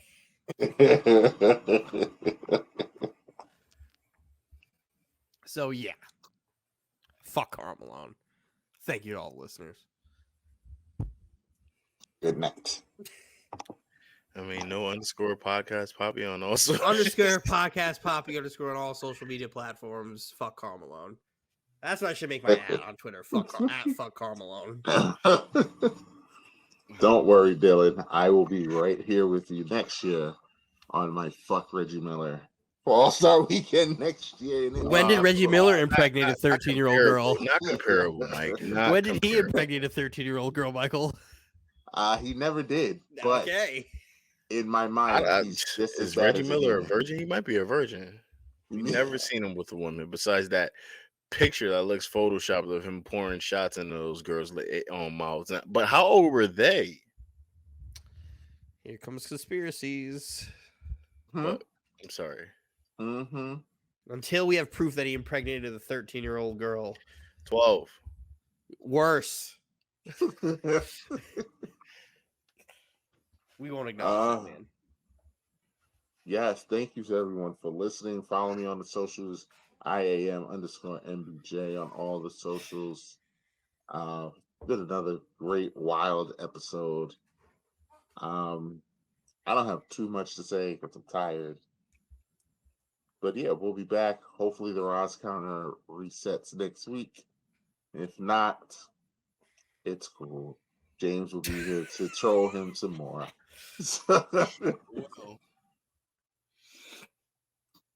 And yeah, we will be back next week.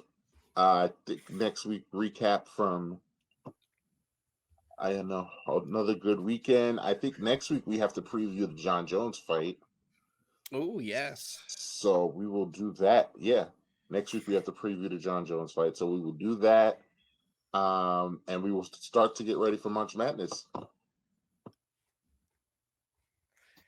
Can't wait. Can't wait for those double spins. I can't wait. But I just want to end this with, again, pointing out that I swept All-Star Weekend. My basketball picks are on fire right now. Can't wait for March Madness. Can't wait. Karl Malone impregnated a 12-year-old girl. We don't get out. See, I can't. All right. I will say, I can't have that be the last thing we hear tonight. We don't acknowledge Karl Malone. Can't have that be the last thing we hear. I will speak from the mountaintops. Shout out to Mercedes Monet. Good night.